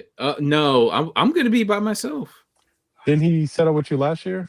Yeah. In November. Yeah. Yeah, I'll make it like if it's gonna be a group thing, maybe I'll try to make it to that one like next year. Okay. But just because at the very least, even if I don't find anything great, I have people to fucking hang out with, you know. So MegaCon. Did you say MegaCon? MegaCon. It's March 19th to the 22nd. It's a 4-day show. Oh, okay. All right. Yeah, so you'll be going. Yeah, which is another good reason to actually fly there, because at least it's not like you're going to a 1 or 2 day show. It's 4 days, and we're not going to just be fucking with books. At some point in the evening, we're going to be out hanging out, drinking, eating, you know. Dude, John Carpenter, get my book signed. Oh, this is the part that was go back to Alec Baldwin. Remember I told you, like, how does the guy who killed somebody set up at a comic show? Bro, he's like super rattled politically. Like how do you have like what kind of people are there to see him? I don't know. Ooh, I mean, then you got what's his name? Mr. T is gonna be there, which is gonna be kind of Yeah. nostalgic for me because I grew up thinking he was super cool. Cam Kirk is always cool to see. He's like Oh 90, man. 93 years old and he still moves like a 70-year-old guy. So that dude, he's one of the guys from the Star Wars movie. What's his name? Yeah, him. Giancarlo, whatever. Yeah. He's gonna be cool probably to get something signed. I like the guy from Cage. That dude is awesome. You got what Crossbones is gonna be there. Um, I don't know. Do you want to meet Corey Feldman? No. Like he's doing his every month. He's always doing like a fake ass Michael Jackson concert in an auditorium. You know, All right. All right, everybody. I gotta go sleep. Shit. Man. I want Daphne King's signature. I know, right? I want to meet her. Little cute thing. Yeah, man. All right. All right. Heroes Reborn. Thank you. I You make this show. No, Mike makes the show. I make the show. My kids and my Absolutely. nonsense. Everybody woke up when Mike tuned in. So His That's so tornado lifestyle. It was calm today. You wouldn't believe it. It was just calm. Right on. The daughter was in bed. She was pretty quiet. It was pretty nice in here. Okay, that's what's up. Yeah. Hell yeah. All right, everybody. All right. I'm going to sleep. I'm really going to sleep. I can't wait to go to sleep. yeah, me too. I tried to take a nap before the show. I'm like, fuck this. I can't do it. It was impossible. All right, everybody. All right. I love you guys. All right. It's The on. after show begins in 10 seconds. I know, right? Okay, so this week, I should have a haul video. I got some books that I'm excited about. So haul video this week. It's March Madness. Is Dino doing his show as well? Tuesday or flip no? side? No, because Yeah. he's going to be out of town. Yeah, because he hasn't done a show like in 2 months, right? I know, honestly, because it's been my fault because I've been getting off of work so Oh. late, and I've just been Right. like basically Ben- asleep. Ben mentioned he's doing Long Story Short. Yeah, long story short, yeah. Oh, so there you go. So Yeah. Long Story Short, Carter's haul video. Busy week. I mean, busy month, man. Yeah. Busy month. It started today. And by next week on Sunday, if you're doing a show on Sunday again next week, Mhm. it'll be the day after King Khan for me. So Yeah. I'll be able to tell you guys what I picked up or what I sold or what was good, what was bad there. You know, Nice. what was the hot book of the show, which I'm pretty sure we know at least 10 of the titles that are going to be smoking hot. So Heck yeah. anyway, see you next week. All right, everybody. We will Oh, man. we will circle back with an all new hot book alert live. All right, everybody. 5. Good night. And we are